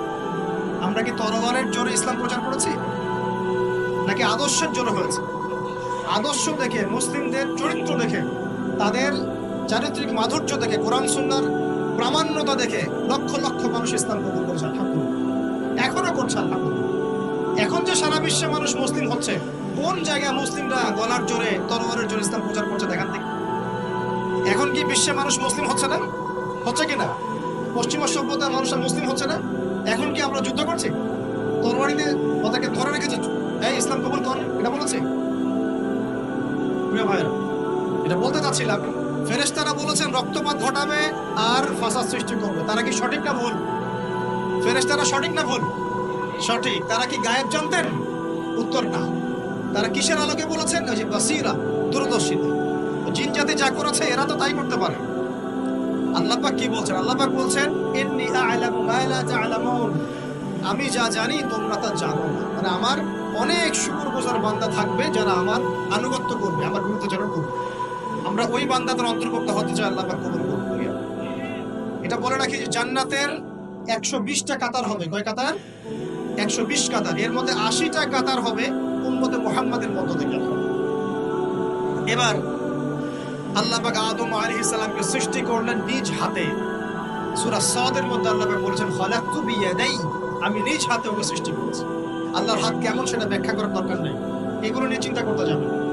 আল্লাহ পাক আল্লাহ পাকের মতোই, কারোর সাথে সাদৃশ্যপূর্ণ নন। আল্লাহ পাক এবার আদম আলাইহিস সালামকে সৃষ্টি করে নাম শিক্ষা দিলেন। মুআল্লামা আদম আল আসমাআ কুল্লাহা, এই মহাবিশ্বের যত জ্ঞান আল্লাহ পাক আদম আলাইহিস সালামকে শিক্ষা দিলেন। আল্লাহ সুবহানাহু। এখান থেকে দলিল পেলাম আমাদের পিতা বানর থেকে হয় নাই, আমাদের পিতাকে আল্লাহ পাক সৃষ্টি করেছে। আমাদের পিতাকে কে সৃষ্টি করেছেন? আল্লাহ রাব্বুল আলামিন। তাও আবার নিজ হাতে, মানে কি? ভালোবাসা দিয়ে, ভালোবেসে, মহব্বতের সাথে। এই খলাকতু বিয়াদাই, আমি নিজ হাতে সৃষ্টি করেছি, এই কথা মানুষ ছাড়া, আদম আলাইহিস সালাম ছাড়া অন্য কারোর জন্য আল্লাহ পাক বলেন। অন্য সবার জন্য আল্লাহ পাক বলেছেন ইদা আরাদা শাইআন আইয়াকুল লাহু কুন ফায়াকুন। যখন আল্লাহ পাক কিছু করতে চান খালি বলেন কুন হও, ফায়াকুন, হয়ে যায়। ওখানে আল্লাহ পাক বলেন না সাগর সৃষ্টি করেছে হাত দিয়ে, এই গ্রহ নক্ষত্র সৃষ্টি করেছে আমার হাত দিয়ে। আল্লাহ পাক এমনটা বলেন নাই। আদম আলাইহিস সালামকে আল্লাহ পাক কত মহব্বত করেন, আল্লাহ পাক বলছেন যে আমি তাকে আমার নিজ হাতে সৃষ্টি করেছি। আর আজকে তোমরা শেখাচ্ছ মানুষকে আস্তাগফিরুল্লাহ, যে মানুষ বানর থেকে হয়েছে। কত বড় কুফরি, কত বড় শিরক, কত বড় লজ্জা। নিজের সম্মান মানুষ নিজে ভাবে নষ্ট করতে পারে, নিজের সম্মান নিজে নষ্ট করতে পারে। আমাদেরকে আল্লাহ সৃষ্টি করেছেন আদম আলাইহিস সালাম। তারপরে যান, শুধু সৃষ্টি করেন নাই, আল্লাহ পাক সমস্ত নাম শিক্ষা দিয়েছেন। নাম মানে এখানে শুধু নাম, মঙ্গল, নেপচুন, প্লুটো এগুলো না। নাম মানে হচ্ছে জ্ঞান। নাম মানে কি? জ্ঞান। একটা এক্সাম্পল দেই, যখন আপনি বাচ্চাকে বলেন যে A for Apple, A for কি? অ্যাপল যে শেখাচ্ছেন, অ্যাপল বলতে কিন্তু সে শুধুমাত্র একটা ওয়ার্ড শেখে না, ও কিন্তু শেখে অ্যাপল মানে একটা এমন কিছু যেটা খেতে হয়। কি করতে হয়? খেতে হয়। যখন আপনি শেখান এ ফর অ্যান্ট, ও বুঝতে পারে অ্যান্ট হচ্ছে একটা সৃষ্টি, এটা চলাচল করে, কালো কালো দেখতে, ও কিন্তু মাথার মধ্যে ওটা ছবি এঁকে নেয়। তো এটা নাম মানে শুধু নাম না, জ্ঞান। আল্লাহ পাক আদম আলাইহিস সালামকে সমস্ত জ্ঞান শিক্ষা দিলেন। আল্লামাল ইনসান মা লাম ইয়ালাম, আল্লাহ বলছেন আমি মানুষকে সেই জ্ঞান শিক্ষা দিয়েছি যা মানুষ জানতো না। মানে আমরা সৃষ্টিগতভাবে জ্ঞানী ছিলাম না, আল্লাহ পাক জ্ঞান শিক্ষা দিয়েছেন। কোন জ্ঞান শিক্ষা দিয়েছেন? যে জ্ঞান ফেরেশতাদেরও ছিল না। বলেন সুবহানাল্লাহ। আল্লাহ পাক জ্ঞান শিক্ষা দিয়ে ফেরেশতাদের সামনে নিয়ে গিয়ে বলছেন তোমরা এই নামগুলো বলো দেখি। ফেরেশতারা বলছেন লা ইলমা লানা ইল্লা মা আল্লামতানা, আল্লাহ আমাদের তো সেই জ্ঞান নাই, যা আপনি শিখিয়েছেন অতটুকুই জানি, এর বেশি জানি না। এবার আল্লাহ পাক বলছেন ইয়া আদম আনবিহুম বিআসমাইহিম, আদম তুমি সব নাম বলে দাও দেখি। আদম আলাইহিস সালাম সমস্ত নাম ধর করে সব বললেন। আমাদের পিতা জ্ঞানী ছিলেন না? ছিলেন না। আল্লাহ পাক নিজে তাকে জ্ঞান শিক্ষা দিয়েছে। আর আমরা বলছি মানুষ আস্তাগফিরুল্লাহ অন্য প্রাণী থেকে আসছে। সুবহানাল্লাহ, কত অদূরদর্শী মানুষেরা, কত সুদূর প্রসারী একটা কুফরি মতবাদ। এবার আল্লাহ পাক আদম আলাইহিস সালামকে বলছেন তুমি নাম বলে দাও, তিনি সব নাম বলে দিলেন। এবার গিয়ে আল্লাহ পাক ফেরেশতাদেরকে বলছেন এবার তোমরা একটা কাজ করো। ইয কুলনা লিল মালাইকাতি ইসজুদু লিআদম, তখন আল্লাহ পাক বলছেন যে আমি ফেরেশতাদেরকে বললাম তোমরা সবাই এখন আদমকে সিজদা করো। বলেন সুবহানাল্লাহ। কত সম্মান আমাদের পিতার। মহাবিশ্বে ফেরেশতাদের সামনে আল্লাহ পাক তাকে সিজদা করালেন ফেরেশতাদেরকে দিয়ে। ফাসাজাদু, সবাই সিজদা করলো, ইল্লা ইবলিস। কে সিজদা করলো না? ইবলিস। এখানে একটা বিষয় মনে রাখেন, আমাদের পিতাকে কিসের কারণে সম্মানিত করা হয়েছে? শারীরিক গঠন, চেহারা সৌন্দর্য, টাকা পয়সা, রিজিক, কোনটার কারণ? এইটাই মনে রাখবেন। মুসলিম উম্মাহ যদি আজকে সারা বিশ্বের নেতৃত্ব দিতে চায়, সবাইকে জ্ঞানী হতে হবে, জ্ঞানের বিপ্লব ঘটাতে হবে। বলেন সুবহানাল্লাহ। বলেন আমিন। এই জ্ঞানের বিপ্লব ঘটাতে পারলে ইনশাআল্লাহ মুসলিম উম্মাহ আবার সেই জায়গায় যাবে যেখান থেকে আমরা এসেছি। জ্ঞান ছাড়া আমরা কিচ্ছু করতে পারবো না। আর এই জ্ঞান মানে শুধু একমুখী শিক্ষা নয়, জেনারেল শিক্ষা, ইসলামিক শিক্ষা, এই দুটাকে হারমোনিয়াসলি কম্বাইন্ড করতে হবে, করে এমন জ্ঞান অর্জন করতে হবে যে জ্ঞান দিয়ে বিশ্বকে আমরা চ্যালেঞ্জ করতে পারবো। এটাই এই বিশ্বের সবচেয়ে বড় চ্যালেঞ্জ এখন। মুসলিমদের সবচেয়ে বড় চ্যালেঞ্জ এখন এটাই, ইসলামিক শিক্ষা এবং জেনারেল শিক্ষাকে একত্রিত করে এমন প্রজন্ম তৈরি করা যে প্রজন্ম আগামী দিনে উম্মাহকে নেতৃত্ব দেবে ইনশাআল্লাহ। এই একটা কাজ যদি কেউ করে যেতে পারে, আল্লাহ পাক তৌফিক দেখ। আমরা দোয়া করি আল্লাহ পাক এমন নেতা আমাদের উপরে নিয়ে আসুক যারা এরকম প্রজেক্ট লঞ্চ করতে পারে। বলেন আমিন। দোয়া করতে কোনো সমস্যা? অথবা যদি কেউ হাল না ধরে, আল্লাহ পাক যেন এমন কিছু মানুষ তৈরি করে দেন যারা এই জ্ঞানতাত্ত্বিক বিপ্লব নিয়ে কাজ করবে ইনশাআল্লাহ। এটা সবচেয়ে ইম্পর্টেন্ট কাজ এখন। নাহলে আজকে থেকে 20-30 বছর পরে এই প্রজন্মকে আপনি আর খুঁজে পাবেন। দেখবেন এমন প্রজন্ম চলে আসছে যারা বলবে আল্লাহর সাথে আমাদের কোনো সম্পর্ক নাই, নামাজ পড়বে না, রোজা রাখবে না, যাকাত দিবে না, আল্লাহকে চিনবে না। দেখে নিয়েন, আমরা দোয়া করি এমনটা না হোক, কিন্তু যদি আমরা হাল ছেড়ে দিই এখন এমনটাই হবে। এটা খিদিরের দৃষ্টিভঙ্গি দিয়ে আপনাদেরকে বললাম। জ্ঞানতাত্ত্বিক রেভলিউশন দরকার। যদি কেউ কোনো উদ্যোগ না গ্রহণ করে, অ্যাটলিস্ট বাসায় পারিবারিক ভাবে হলেও আপনাকে শেখাতে হবে সন্তান, কোনো অপশন নাই। এবার ফাসাজাদু, সবাই সিজদা করেছে ইল্লা ইবলিস। ইবলিস করে নাই। কেন করছে না? ইবলিসের সমস্যাটা কি? ইবলিসকে আল্লাহ পাক জিজ্ঞাসা করছেন, মা মানাআকা আল্লা তাসজুদা ইযা আমারতুক। আমি তোমাকে আদেশ করলাম আদমকে সিজদা করতে, কে তোমাকে নিষেধ করলো সিজদা করতে? ইবলিস বলছে, বেশি চালাক, বেশি বোঝে যারা, অতিরিক্ত বুদ্ধিজীবী। ইবলিস ছিল বেশি বুদ্ধিজীবী। ইবলিস ছিল কি? অতিরিক্ত মাত্রার বুদ্ধিজীবী। আচ্ছা না, আমাদের সমাজের কোন কিছু মানুষ, ও বলছে খালাকতানি মিন নার, আমাকে সৃষ্টি করেছেন আগুন দিয়ে।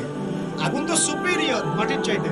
ও খালাকতাহু মিন তিন, আর আপনি এই আদমকে সৃষ্টি করেছেন মাটি থেকে, কাদা মাটি দিয়ে। আমি কেন আদমকে সিজদা করতে যাব? যুক্তি, অতি যুক্তিবাদী, অতি বুদ্ধি। আল্লাহ পাক বলছেন ফাখরুজ মিনহা ফাইন্নাকা রাজিম, এখান থেকে বের হয়ে যাও, তুমি অভিশপ্ত। ফাইন্না আলাইকা লা'নাতা ইলা ইয়াউমিদ্দিন, আমার আদেশ লঙ্ঘন করার কারণে কিয়ামত পর্যন্ত তোমার উপর লানত, অভিশাপ বসবে। আল্লাহ পাক তাড়িয়ে দিলেন, একদম থ্রোন হয়। আমরা বলি না আউযু বিল্লাহি মিনাশ শাইতানির রাজিম। রাজিম শব্দের মানে হচ্ছে বিতাড়িত, থ্রোন হয়, কার্সড, যাকে অভিশাপ করা হয়েছে। এবার ভালো করে শোনেন প্রিয় ভাই, ইবলিসের স্টেটমেন্ট গুলো শুনুন। এবার ইবলিস বলছে রব্বি আনজিরনি ইলা ইয়াউমি ইউবআসুন। এই স্টেটমেন্টটা ভালো করে শুনুন। ইবলিস বলছে রব্বি, হে আমার রব। ইবলিস বলছে রব্বি, হে আমার রব। ইবলিস বলছে রব্বি, হে আমার রব, আমাকে অবকাশ দিন। আনজিরনি, আমাকে অবকাশ দিন। ইলা ইয়াউমি ইউবআসুন, কিয়ামত দিবস পর্যন্ত। ইবলিস আল্লাহকে বিশ্বাস করে কি করে না? ইবলিস আস্তিক না নাস্তিক? বলেন। ইবলিস বলছে রব্বি। রব্বি মানে কি? হে আমার রব। রব্বি মানে রব না, রব্বি মানে আমার রব। রব্বুন মানে রব, রব্বুহু তার রব, রব্বুহুম তাদের রব, রব্বুকা মানে তোমার রব, রব্বুকুম মানে তোমাদের রব। রব্বি মানে কি? আমার রব, রব্বুনা আমাদের রব। এটা গ্রামার, বুঝতে পারছেন? ইবলিস বলছে রব্বি মানে কি? হে আমার রব, আনজিরনি, আমাকে অবকাশ দিন, ইলা ইয়াউমি ইউবআসুন, কিয়ামত দিবস পর্যন্ত। ইবলিস আস্তিক না নাস্তিক? তাহলে এখন বলেন তো, আমরা যারা দুনিয়াতে আল্লাহকে অস্বীকার করছি তারা ইবলিসের চেয়ে বড় না ছোট? দলিল দিলাম তো, নাকি এমনি এমনি বললাম? আচ্ছা, আল্লাহ পাক বলছেন যাও, ফাইন্নাকা মিনাল মুনজারিন, তোমাকে অবকাশ দেয়া হলো। কারণ কিয়ামত পর্যন্ত সময় আল্লাহর কাছে খুব বেশি কিছু, একদিনেরও কম, অল্প সময়, একটা সকাল একটা সন্ধ্যার মতো। ঠিক আছে, দিলাম, যাও। এবার ইবলিস চ্যালেঞ্জ করছে। এই চ্যালেঞ্জটা আমরা সবাইকে মনে রাখতে হবে, সারা জীবন ইবলিসের এই স্টেটমেন্টটা মনে রাখতে হবে। সেটা কি? ইবলিস বলছে ফাবিমা আগওয়াইতানি, সূরা আরাফ পড়ে দেখবেন। ইবলিস বলছে ফাবিমা আগওয়াইতানি, আপনি যে আদমের কারণে আমাকে আজকে বের করে দিলেন জান্নাত থেকে, লাআকুদান্না লাহুম সিরাতাকাল মুস্তাকিম, আমি সেই আদমের সরল পথে ওত পেতে বসে থাকবো, চুপটি খাপটি মেরে বসে থাকবো, খাপটি মেরে ওর জন্য বসে থাকবো। আর সুম্মা লাআতিয়ান্না মিন বাইনি আইদিহিম, আমি অবশ্যই তার সামন থেকে আসবো। সুম্মা লাআতিয়ান্নাহুম মিন বাইনি আইদিহিম, আমি আদম সন্তানদের সামন থেকে আসবো, সামন থেকে মানে সরাসরি ওয়াসওয়াসা দিব। ওয়া মিন খালফিহিম, পেছন থেকে আসবো মানে পিছন থেকে ওয়াসওয়াসা দিব। ওয়া আন আইমানিহিম, ডান দিক থেকে ওয়াসওয়াসা দিব। ওয়া আন শামাইলিহিম, বাম দিক থেকে আসবো। ওয়া লা তাজিদু আকসারাহুম শাকিরিন, আপনি বেশিরভাগ আদম সন্তানকে শুকরগুজার পাবেন না। ইবলিস ঠিক বলেছে না ভুল বলেছে? বেশিরভাগ মানুষ নামাজ পড়ে না, বেশিরভাগ মানুষ সুদ খায় কি খায় না, বেশিরভাগ মেয়ে এখন বেপরদায় চলে কি চলে না, বেশিরভাগ মানুষ এখন অন্যায় করে কি করে না, বেশিরভাগ মানুষই আল্লাহ থেকে দূরে চলে। ইবলিস কিন্তু ঠিকই বলেছে, ঠিক বলে নাই? আচ্ছা, আল্লাহ পাক বলছেন ঠিক আছে যাও, তোমার চ্যালেঞ্জ তোমার জায়গায়।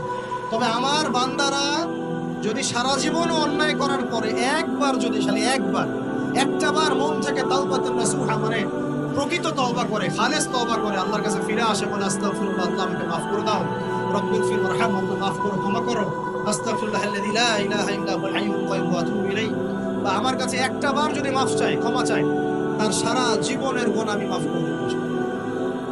আর কি চাই? যে বললাম না আমাদেরকে ভালোবেসে আল্লাহ সৃষ্টি করছে। এবার ইবলিস চলে গেল, আর আদম আলাইহিস সালামের পাঁজর থেকে আল্লাহ পাক সৃষ্টি করলেন হাওয়া আলাইহিস সালাম।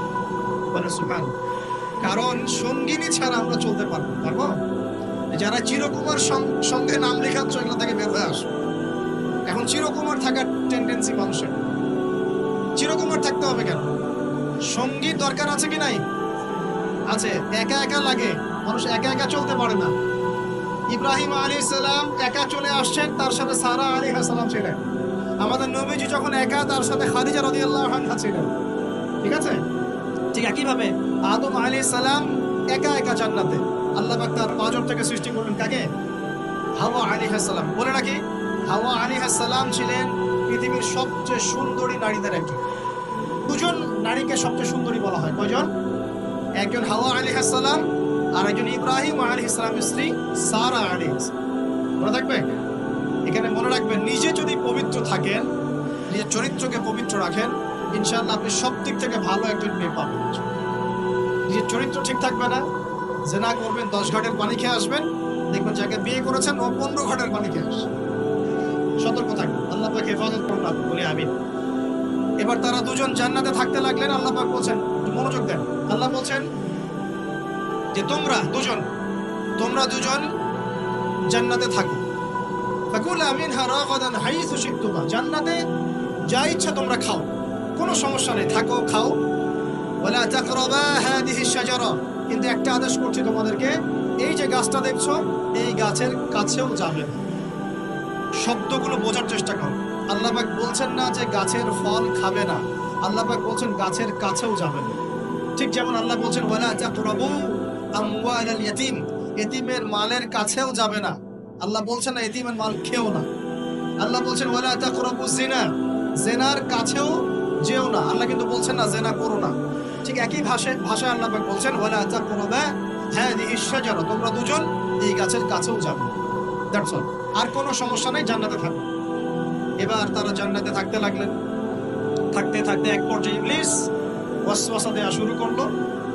কি ওয়াসওয়াসা দিল যে আমাদের পিতামাতা সেখানে চলে গেলেন? ভাবার বিষয় তো নাকি? কি এমন বলল ইবলিস যে আমাদের পিতামাতা রিসিভড হয়ে গেলেন? এই কথাটা আছে সূরা তাহায়। কোন সূরা? তাহা পড়ে দেখুন। আল্লাহ পাক বলছেন, ইবলিস আমাদের পিতাকে বোঝাচ্ছে, বলছে ইয়া আদম, হে আদম, হাল আদুল্লুকা, আমি কি তোমাকে জানিয়ে দেব, খবর দিব, আলা শাজারাতিল খুলদি ওয়া মুলকিন লা ইয়াবলা, এমন একটা গাছের কথাকে জানিয়ে দিব যেই গাছের কাছে গেলে বা তার ফল খেলে তুমি দুটো জিনিস পাবে, চিরস্থায়িত্ব পাবে, কোনোদিন মরবে না, আর বিশাল ক্ষমতার মালিক হবে। অন্য আয়াতে আসছে যে তোমরা ফেরেশতা হয়ে যাবে। এই দুটো কথা। তাহলে কি প্রলোভন দিল? চিরস্থায়িত্বের প্রলোভন এবং কি অমরত্বের প্রলোভন। অমরত্ব এবং ক্ষমতা। একটু মনোযোগ দেন। এই দুনিয়াতে যারা আল্লাহর পথ থেকে বিচ্যুত হয়ে গেছে, বেশিরভাগ এই দুটো ক্ষমতার ফাঁদে, না হলে দুনিয়ার এই যে মোহ, অমরত্ব, দুনিয়ার জীবন নিয়ে পড়ে থাকা, এই দুনিয়ার প্রেমেই মানুষ নিজের পথ হারিয়ে ফেলেছে। এই দুটোই হয়েছে। এক পর্যায়ে পিতা মাতা চলে গেলেন, ফল খেয়ে ফেললেন। যদিও বা ফল খাওয়ার কথাটা কোরআনে নাই, কোরআনে আছে তারা গাছের কাছে চলে গেল। কি হলো গাছের কাছে যাওয়ার পরে? ফালাম্মা যাকাশ শাজারা, ফালাম্মা যাকাশ শাজারা, আল্লাহ পাক বলেন যখন তারা গাছের কাছে চলে গেলেন। ভাই লক্ষ্য করেন, যখন তারা গাছের কাছে চলে গেলেন, প্রথম যে ঘটনা ঘটলো, বাদাত লাহুমা সাওআতুহুমা, তাদের যে কাপড় ছিল জান্নাতের কাপড়, গায়ে কাপড়টা থাপাস করে খুলে। এখানে যদি আপনার কাপড়টা খুলে যায় কেমন লাগবে? বা কেউ যদি জোর করে কাপড় আপনার খুলে ফেলে কেমন লাগবে? কেউ যদি 10 জন জোর করে ধরে আপনার কাপড় খুলে দেয় কেমন লাগবে? আপনি নিজের জীবনের চাইতে বেশি কাপড়টা ধরে রাখার দিকে মনোযোগী হবেন না? আমাদের পিতা মাতাকে শয়তান জান্নাতে ফেরেশতাদের সামনে নগ্ন করে কাপড় খুলে পড়ে গেল। তার মানে জান্নাতে আমাদের পিতা মাতাকে নগ্ন করেছে কে? ইবলিস। তাহলে দুনিয়াতে যারা এখন আমাদের গা থেকে কাপড় খুলতে চায়, বেপর্দায় চলতে চায়, পর্দাকে কুপ্রথা বলে, কুসংস্কার বলে, যারা বলে যে অশ্লীলতার বিপ্লব ঘটুক, পোশাকের কোনো বাধ্যতামূলক নিয়ম না থাকুক, সবাই স্বাধীন, যারা নগ্নতা অশ্লীলতার প্রচার প্রসার চায়, যারা মুসলিমদের গা থেকে কাপড় খুলতে চায়, এরা তাহলে কার হয়ে কাজ করছে? যেই কাজ শয়তান করেছে জান্নাতে, ওই কাজই তারা করছে এখন জমিন। কথা কি প্রমাণ করতে পারলাম? প্রথম দুর্ঘটনা কোনটা? প্রথম দুর্ঘটনা এটা নয় যে তারা আল্লাহর হুকুম আহকাম ত্যাগ করেছেন, আল্লাহকে অস্বীকার করেছেন, কুফরি করেছেন, শিরিক করেছেন, এগুলো হয়নি প্রথমে। সর্বপ্রথম দুর্ঘটনা হয়েছে গা থেকে কাপড় খুলে পড়ে গেছে, তাও জান্নাতে, সবার সামনে। এবার আমাদের পিতামাতার কি অবস্থা চিন্তা করেন, লজ্জাস্থান প্রকাশিত হয়ে গেছে। এবার তারা জান্নাতের গাছের পাতা ছিঁড়ে ছিঁড়ে ছিঁড়ে গা এই লজ্জাস্থান ঢাকা শুরু করবেন। এটা সূরা আরাফের মধ্যে আছে। এবার আল্লাহ পাক তাদেরকে বললেন, আলাম আকুল লাকুমা, আমি কি তোমাদের দুজনকে বলি নাই, ইন্নাশ শাইতানা লাকুমা আদুউম মুবিন, শয়তান তোমাদের স্পষ্ট শত্রু, আমি কি তোমাদেরকে বলি নাই? এবার আমাদের পিতামাতা দরদর করে চোখের পানি ফেলে দিয়ে আল্লাহকে বলছেন, রব্বানা যালামনা আনফুসানা ওয়া ইল্লাম তাগফির লানা ওয়া তারহামনা লানাকুনান্না মিনাল খাসিরিন। এই দোয়া করার পর আল্লাহ পাক তাদেরকে মাফ করে দিলেন। কিন্তু জান্নাতে আর থাকা হলো না, জান্নাতে আর থাকা হলো না। আমরা অনেকে মনে করি এই ঘটনার কারণে হয়তো আল্লাহ পাক তাদেরকে নামিয়ে দিয়েছেন।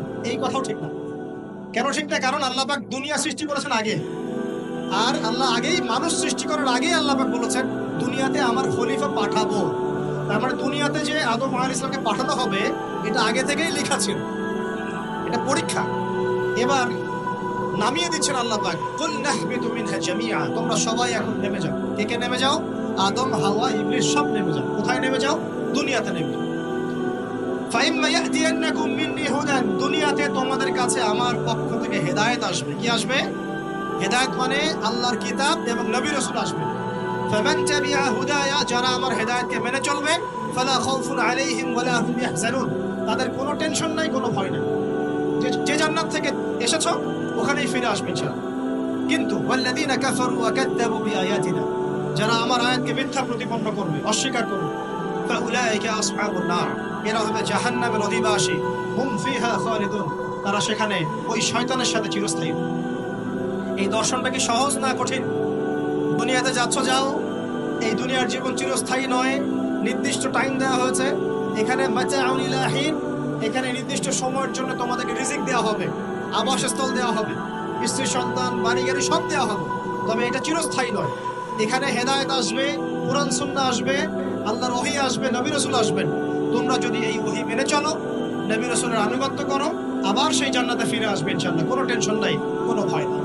কিন্তু যদি এই দুনিয়ার সংক্ষিপ্ত জীবনে শয়তানের তাবেদারি করা শুরু করো, তাহলে শয়তানের সাথেই পরকালে জাহান্নামে থাকতে হবে, জান্নাতে যাওয়া হবে।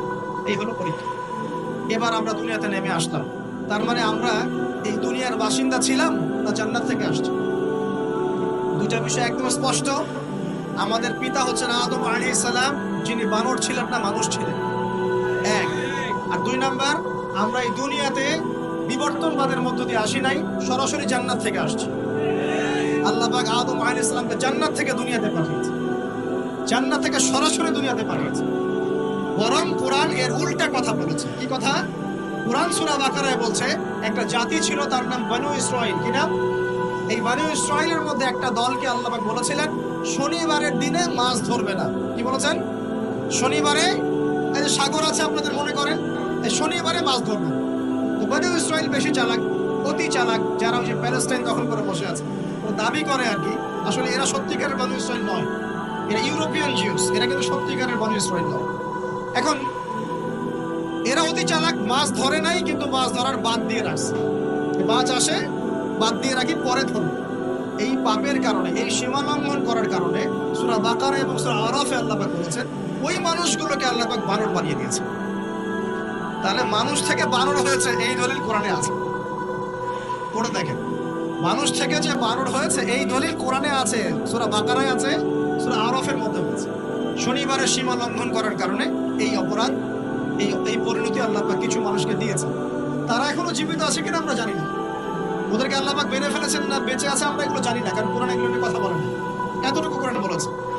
তবে এখনো কিন্তু বহু বাইরের মানুষ আকৃতির প্রাণীকে আল্লাহ পাক ভেতর থেকে বানর বানিয়ে দিচ্ছেন, দেখছেন না? এটা নিয়ে একটা কথা বলতে চাই, সেটা হলো কিয়ামতের আগে আগে আরো কিছু মানুষকে আল্লাহ পাক কিন্তু শূকর এবং বানরে পরিণত করবেন। এই হাদিসটা কি জানেন? হাদিসটা শুনে রাখেন। এটা আখিরুজ জামান বা কিয়ামতের আলামত সংক্রান্ত হাদিসগুলোর মধ্যে পাবেন। আল্লাহ রাসূল সাল্লাল্লাহু আলাইহি ওয়াসাল্লাম বলেছেন, কিয়ামতের আগে আগে আমার উম্মতের মধ্যে, ভালো করে শুনুন, কিয়ামতের আগে আগে আমার উম্মতের মধ্যে একদল মানুষ বের হবে যারা মদ পানকে হালাল মনে করবে। কাকে?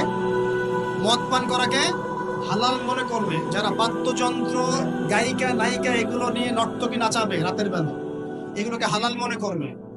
যারা অশ্লীলতা, বেহায়াপনাকে জায়েজ করে নিবে, ঠিক আছে, এরকম কয়েকটা পাপের কথা বলে নবীজি বলছেন একদিন সকালবেলা আল্লাহ পাক তাদেরকে ঘৃণিত বানরে পরিণত করবে। এটা হবে সামনে, কখন কিভাবে হবে আল্লাহ পাক জানেন। এবার আমি কনসেপ্টে চলে আসি। এই যে পৃথিবীতে নেমে আসলাম, তাহলে আমরা কোত্থেকে আসছি ভাই? আমরা কি পৃথিবীর অধিবাসী ছিলাম? আমরা জান্নাতে ছিলাম, ওখান থেকে আল্লাহ পাক পাঠিয়েছে। এবার পৃথিবীতে এসে আদম আলাইহিস সালামের যুগে খুব একটা দুর্ঘটনা ঘটে নাই, একটা ঘটেছে। কয়টা? একটা। ভাই হাবিলের কুরবানি কবুল হয়, কাবিলের অন্তর্দাহ হয়, জ্বালা হয়।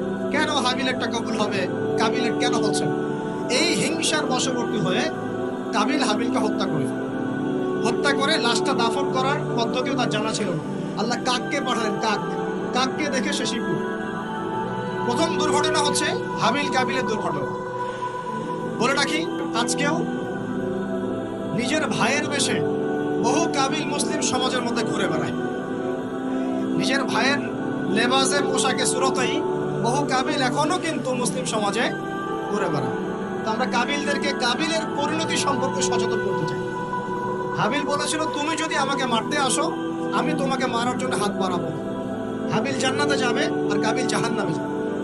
কেন কাবিল জাহান্নামে যাবে? নবীজি বলেছেন, পৃথিবীর প্রথম হত্যাকাণ্ড সংগঠিত করেছে কাবিল। এ কারণে পৃথিবীতে যত খুন হবে, সমস্ত খুনের পাপের একটা অংশ কাবিলের আমলনামায় যোগ করা হবে। একটা কথা মনে রাখবেন, সদকায়ে জারিয়া যেমন আছে, গুনাহে জারিয়াও আছে। একটা মদের দোকান দিয়েছেন, যত মানুষ মদ খাচ্ছে, সমস্ত গুনার একটা অংশ আপনার কাঁধে আসছে। সিনেমা হল করেছেন, মানুষ সারাদিন একটা ছবি দেখে, নগ্ন ছবি দেখে, যত মানুষ এখানে পাপ করবে, সমস্ত পাপের একটা অংশ আপনার কাঁধে যাবে। আবার একটা মাদ্রাসা করেছেন, যত মানুষ এখানে দ্বীনি ইলম শিখবে, এই নেকির একটা অংশ আপনি পাবেন। মরে গেলেও কবরে পাবেন। আল্লাহ পাক আমাদের সবাইকে সদকায়ে জারিয়া করার তৌফিক দেন, গুনাহে জারিয়া থেকে বাঁচিয়ে রাখুন। খুব খেয়াল রাখবেন, আল্লাহ পাক আমাদের হেফাজত করুন দুনিয়া। এবার ওই যুগ শেষ, নূহ আলাইহিস সালামের যুগ। এই যুগে আল্লাহর একই সুন্নাত। নূহ আলাইহিস সালাম 950 বছর দাওয়াত দিলেন, 40টা বা 80টা পরিবার ইসলাম কবুল করেছে, বাকিরা করে। যারা করে নাই আল্লাহ পাক তাদেরকে ডুবিয়ে মারলেন, যারা করেছে আল্লাহ পাক উদ্ধার করলেন। সোজা কথা। আজকে সারা পৃথিবীতে যত মানুষ আমরা বেঁচে আছি না, আমরা কোনো না কোনো ভাবে ওই 80 পরিবারের সদস্য। আমরা ভাই, আমরা ওই ফ্যামিলি, 80 ফ্যামিলি অন্তর্ভুক্ত। কিরকম করে? নূহ আলাইহিস সালামের 4 সন্তান ছিল। কয় সন্তান? এক সন্তানের নাম হচ্ছে হাম। কি নাম? হাম ছিল একটু কালো বর্ণের। হামকে দিয়ে আফ্রিকার কন্টিনেন্টে যত মানুষ দেখছেন ব্ল্যাক স্কিনের, কালো স্কিন, এরা সবাই হামের বংশধর। মজা না বিষয়টা? মানুষের অস্তিত্ব পৃথিবীতে, ইতিহাস, এগুলো খুব ইন্টারেস্টিং টপিক। ইতিহাস পড়তে থাকলে আপনি ডুবে যাবেন। কত কি যে বিশ্বে হয়েছে আর কত কিছু হবে সামনে, সুবহানাল্লাহ। তখন আপনার অস্তিত্ব জানান দিবে যে আমি কত ক্ষুদ্র, মহাবিশ্ব কত বড়, আল্লাহ কত বড়, কত সময় চলে গেছে আর আমি এই সময় কি করছি। এক ভাইয়ের নাম শাম। এই শামকে কেন্দ্র করে এই আরবের যে মানুষগুলো আছে, আরব, অ্যারাবিয়ান, এরা শামের বংশধর। আরেক ভাইয়ের নাম ইয়াফাস। কি নাম? ইয়াফাসের বংশধর হচ্ছে পশ্চিমারা, রোমক যেন তার। আরেক ভাইয়ের নাম ছিল কেনান। কি নাম? কেনান। ঈমান নিয়ে আসে নাই, ওই যে প্লাবনে ডুবে মরে গেছে। মরে যাওয়ার পরে আদম আলাইহিস সালাম বলেছিল, আল্লাহ আমার পরিবারের অন্তর্ভুক্তকে মাফ করে দাও। আল্লাহ বলছেন, লাইসা মিন আহলিক, সে তোমার পরিবারের কেউ না। নবীর সন্তান হওয়ার পরেও ঈমান না আনার কারণে সে জাহান্নামে গেছে। আর আমরা আর কি এমন মানুষ, অমুক আলেমের সন্তান, অমুক বক্তার সন্তান, হ্যাঁ, অমুক পীরের নওয়াবজাদা, অমুক তমুক, এইসব বড়াই করে লাভ নেই। আমল, আকীদা, ঈমান যদি ঠিক না থাকে, আমাদের বংশ পরিচয় আমাদেরকে বাঁচাতে পারে, আমাদের দেশ, জাতীয়তাবাদ, বর্ণ বাঁচাতে পারে। যার যার কবরে তাকে চোখে, নিজের আমল নিয়ে ফিকির করে, নিজের কবর নিয়ে ফিকির করে, অন্যের দিকে চোখ দেওয়া বন্ধ করেন, আগে নিজের কবর ফিকির। আল্লাহ সবাইকে তৌফিক এনায়েত করুন। যারা বুদ্ধিমান তারা নিজেকে নিয়ে ব্যস্ত থাকে, যারা অহংকারী, উদ্ধত, এরা মানুষের পিছনে পড়ে থাকে। আল্লাহ পাক আমাদের সবাইকে নিজের চেহারা আয়নায় দেখার তৌফিক দান। হ্যাঁ, প্রিয় ভাইরা, নূহ আলাইহিস সালামের যুগ চলে গেল, 950 বছর দাওয়াত দেওয়ার পরে এই পরিণতি হয়েছে। এরপরে আসছে ইব্রাহিম আলাইহিস সালামের সময়। আল্লাহ পাক তাকে উদ্ধার করেছেন, অগ্নি পরীক্ষা থেকে বাঁচিয়েছেন, নমরুদকে আল্লাহ পাক ধ্বংস করেছেন। আল্লাহ পাক এরপরে এনেছেন আদ জাতি। আদ জাতির হুদ আলাইহিস সালাম এবং তার অনুসারীদেরকে আল্লাহ পাক বাঁচিয়েছেন, বাকিদেরকে ধ্বংস করে দিয়েছেন ঝড় দিয়ে, বায়ু প্রবাহ দিয়ে। সামুদ জাতি এসেছে, সামুদ জাতিকে আল্লাহ পাক ধ্বংস করেছেন বজ্রপাত দিয়ে, বিদ্যুৎ দিয়ে। আর সালেহ আলাইহিস সালাম এবং তার অনুসারীদেরকে বাঁচিয়ে দিয়েছেন। ফেরাউনের যুগ এসেছে, আল্লাহ পাক মূসা আলাইহিস সালাম এবং বনু ইসরাইলকে বাঁচিয়েছেন, ফেরাউনকে ডুবিয়ে মেরেছেন লোহিত সাগরে। ঈসা আলাইহিস সালামের যুগ আসছে, একই সুন্নাত। ঈসা আলাইহিস সালামকে আল্লাহ পাক শুধু রক্ষাই করেন নাই, নিজের কাছে উঠিয়ে নিয়েছেন। সুবহানাল্লাহ। তিনি আবারও আসবেন পৃথিবীতে ইনশাআল্লাহ। যতদিন না তিনি আসছেন এবং এই পৃথিবীতে 40 বছর রাজত্ব না করছেন, কিয়ামত হবে না ইনশাআল্লাহ। যতদিন পর্যন্ত ঈসা আলাইহিস সালাম আবার ব্যাক না করছেন এবং এই জেরুজালেম থেকে সারা বিশ্বে খিলাফা কায়েম না করছেন, 40 বছর শাসন না চালাচ্ছেন, কিয়ামত হবে না ইনশাআল্লাহ। এটা সামনে অপেক্ষা করছে। এবং নবী সাল্লাল্লাহু আলাইহি ওয়াসাল্লামের যুগে আবু জাহেল, আবু লাহাব বা সাহেবাদেরকে আল্লাহ পাক ধ্বংস করেছেন, আল্লাহর নবী এবং সাহাবীদেরকে আল্লাহ পাক সম্মানিত করেছেন। আপনি কি পুরো হিস্ট্রির মধ্যে একটা সুন্নত দেখতে পাচ্ছেন, কমন সুন্নত? কি সুন্নত? প্রত্যেক যুগে যুগে যারাই আল্লাহর ওই যে বিধান মেনে চলেছে, সমকালীন নবী রাসূলদের আনুগত্য করেছে, আল্লাহ পাকের আনুগত্য করেছে, আল্লাহ পাক তাদেরকে উদ্ধার করেছেন দুনিয়াতেও পরকালে। প্রত্যেক যুগে যুগে যারাই আল্লাহকে মানে নাই, রাসূলকে মানে নাই, আল্লাহর আসমানি কিতাবকে মানে নাই, বিরুদ্ধাচরণ করেছে, কুফরি করেছে, শিরক করেছে, আল্লাহ পাক সবাইকে ধ্বংস করে দিয়েছে, কারো কোনো পরোয়া নেই। এই সিলসিলা আজও অব্যাহত আছে, আগামীতেও থাকবে ইনশাআল্লাহ। এখন আমরা যারা এখন বেঁচে আছি, আমরা নবী সাল্লাল্লাহু আলাইহি ওয়াসাল্লামের ইন্তেকালের প্রায় 1450 বছর পরের কথা। আল্লাহর নবী এসেছেন এমন সমাজে, যে সমাজে শিরকের পাপ চলছে, সুদের পাপ চলছে, দুর্নীতি চলছে, আপনার কন্যা সন্তানকে জীবিত হত্যা করা হচ্ছে, আপনার মাদক দ্রব্যের সয়লাভ চলছে, মেয়েদের অধিকার দেওয়া হচ্ছে না, হ্যাঁ, গোত্রীয় হানাহানি চলছে। ওই সমাজটাকে তিনি 23 বছরের মধ্যে পাল্টে ফেললেন। কত বছর? 23 বছর। কিভাবে পাল্টালেন? উত্তর, তিনি প্রথমে জ্ঞানের চর্চা করেছেন। কিসের চর্চা? জ্ঞানের। আল্লাহ পাক প্রথম ওহী নাযিল করেছেন, ইকরা বিসমি রাব্বিকাল্লাযী খালাক, পড়ুন আপনার রবের নামে যিনি আপনাকে সৃষ্টি করেছেন। নবী সাল্লাল্লাহু আলাইহি ওয়াসাল্লাম সাহাবীগণ কোরআনের 6টা হক আদায় করেছেন। কয়টা হক? 6টা। তারা কোরআন পড়া শিখেছেন। আমরা সবাই কোরআন পড়া শিখবো তো ইনশাআল্লাহ? তারা কোরআনের অর্থ শিখেছেন। আমরা কোরআনের অর্থ শিখবো তো ইনশাআল্লাহ? তারা কোরআনের আদেশগুলো মেনেছেন। আমরা কোরআনের সব আদেশ মানবো তো ইনশাআল্লাহ? তারা কোরআনের সমস্ত নিষেধগুলো বর্জন করেছে। আমরা নিষেধ বর্জন করবো তো ইনশাআল্লাহ? তারা কোরআনের দাওয়াত মানুষের কাছে পৌঁছে দিয়েছেন। আমরা কোরআনের দাওয়াত দিব তো ইনশাআল্লাহ? এবং 6 নাম্বার, তারা কোরআনের বিধানগুলোকে বাস্তবায়ন করেছে। আমরাও বাস্তবায়নের চেষ্টা করবো তো ইনশাআল্লাহ? এই 6টা হক আদায়ের ফলে 23 বছরের ব্যবধানে জাহেলি মক্কা একদম সোনালী মক্কায় পরিণত হয়েছে। 23 বছর পরের মক্কায় আপনি কোনো সুদ পাবেন, কোনো শিরক পাবেন, কোনো মূর্তি পূজা পাবেন, কোনো মেয়ের অবমাননা পাবেন, কোনো জেনা, কোনো ব্যভিচার, কোনো ধর্ষণ, কিছু পাবেন? 23 বছর পরের মক্কায় কোনো পাপ পাবেন। কিভাবে সমাজ পরিবর্তন হলো? এই কোরআনের হক আদায়ের মধ্য দিয়ে হয়েছে, নবীর সুন্নাত প্রতিষ্ঠার মধ্য দিয়ে হয়েছে। এরপর কি থেমে গিয়েছিল? উত্তর, না। এরপর আবু বকর সিদ্দিকের যুগ এসেছে, প্রায় 2 থেকে 2.5 বছর তিনি শাসন কার্য চালিয়েছেন। ওই যুগে কি মানুষ আবার খারাপ হয়ে গিয়েছিল? উত্তর, না। বরং ইসলাম আরো বেগবান হয়েছে, আলহামদুলিল্লাহ। এরপর এসেছে ওমর রাদিয়াল্লাহু আনহুর যুগ। কত বছর? প্রায় 10 বছর। কত বছর? 10 বছর। এই 10 বছরে কি মুসলিমরা আবার খারাপ হয়ে গিয়েছে? ওমর রাদিয়াল্লাহু আনহুর কোর্টের মধ্যে কি প্রতিদিন কেস আসতো? সারা বছরে একটা কেসও আসতো না। মানুষ এত ভালো ছিল, সারা বছরে একটা কেসও আসতো না। বরং যারা রাষ্ট্রীয় পর্যায়ে দায়িত্বশীল ছিল, তারা এসে বলতো যে আমাদের ভাতাগুলো বন্ধ করে দেন, বসে বসে বেতন নিব কেন, কোনো তো কেসই আসে না, বসে থাকবো কেন? এরকম সমাজ ছিল।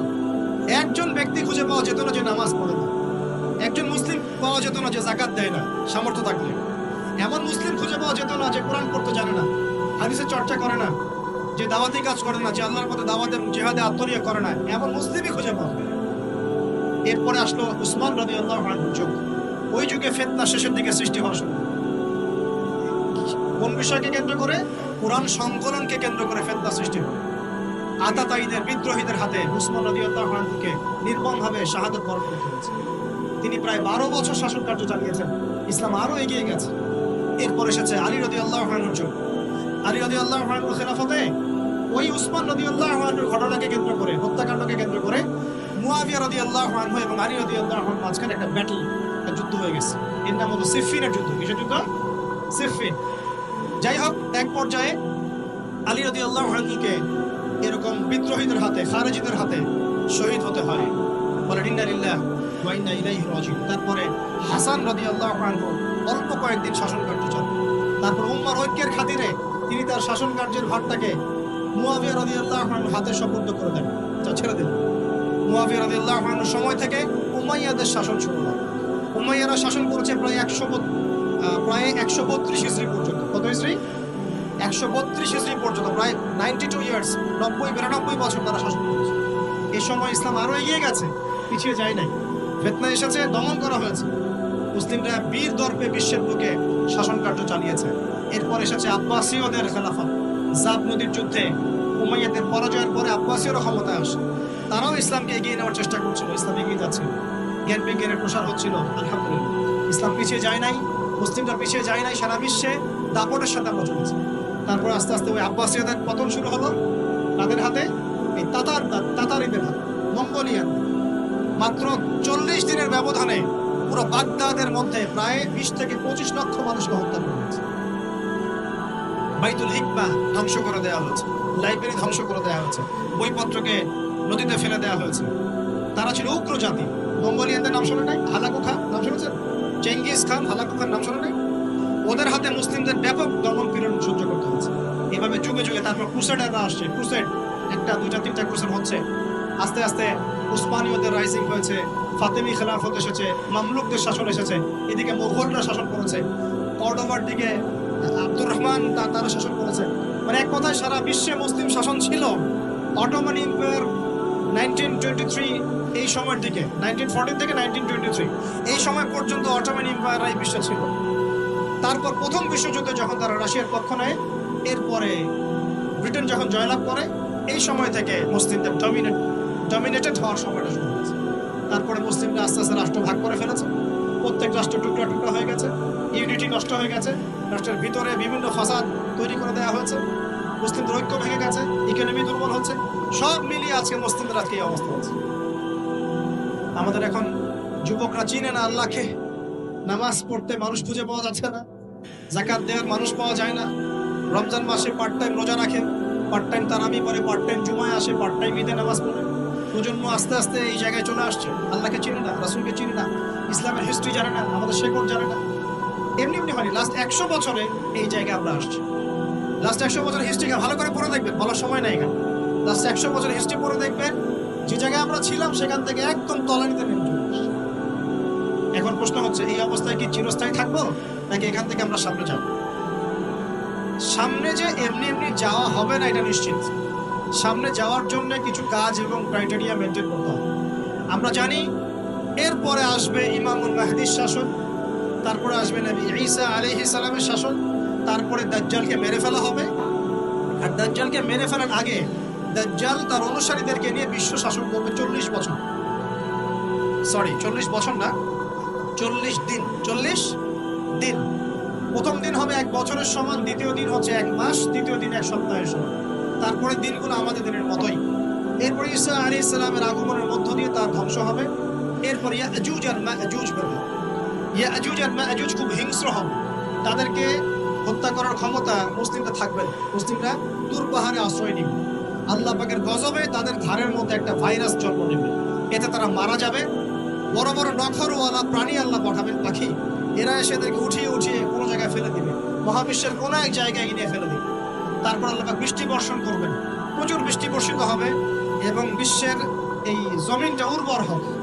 তখন একটা ডালিম দেখেছেন, ডালিম, একটা ডালিম একটা পরিবার খাবে। একটা ডালিমের খোসার মধ্যে একটা পরিবার আশ্রয় নিতে পারবে, এত বড় বড় ফসল হবে।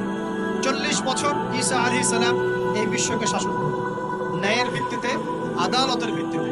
ঘাটে মহিষে 1 ঘাটে পানি খাবে, বাঘে মহিষে 1 ঘাটে পানি খাবে, কেউ কারো উপর জুলুম করবে না। এরপর তার বিয়ে শাদী হবে, সন্তান হবে এবং তার ইন্তেকালও হবে স্বাভাবিকভাবে, এবং তাকে দাফন করা হবে নবী মুহাম্মদ সাল্লাল্লাহু আলাইহি ওয়াসাল্লামের কবরের পাশে। রওজার পাশে।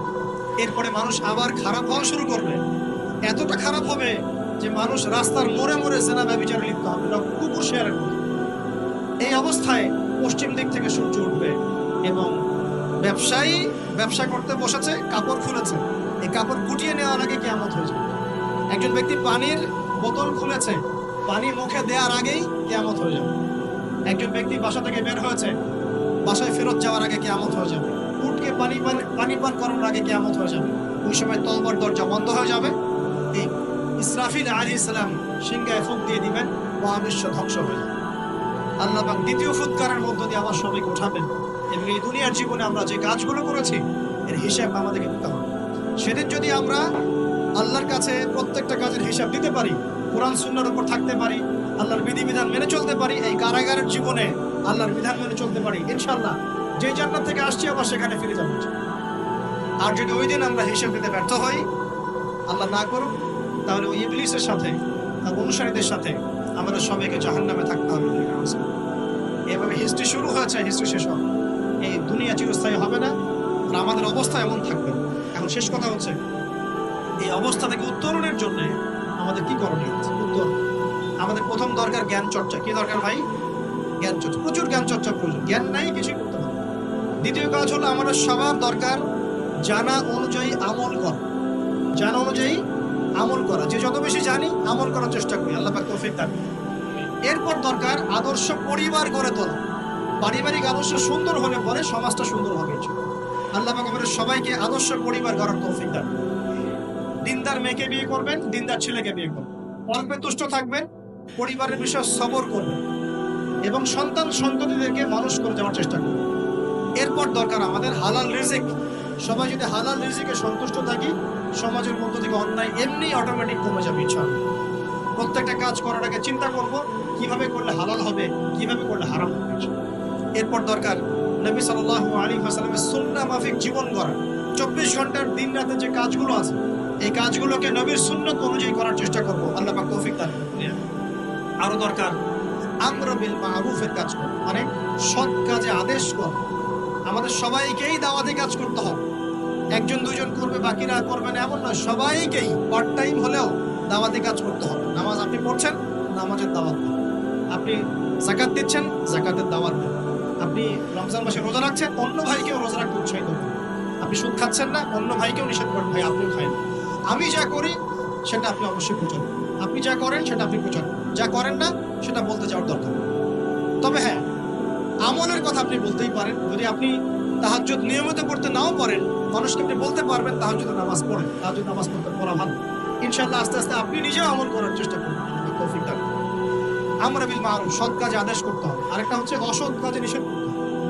সৎ কাজে শুধু আদেশ করলেই হয় না, অসৎ কাজেও কি করতে হয়? নিষেধ করতে হয়। মনে রাখবেন, শুধু সৎ কাজে আদেশ করলেই জীবনেও কোনোদিন আপনার উপর কোনো বালা মুসিবত, বিপদ আপদ, গালি তহমত আসবে না।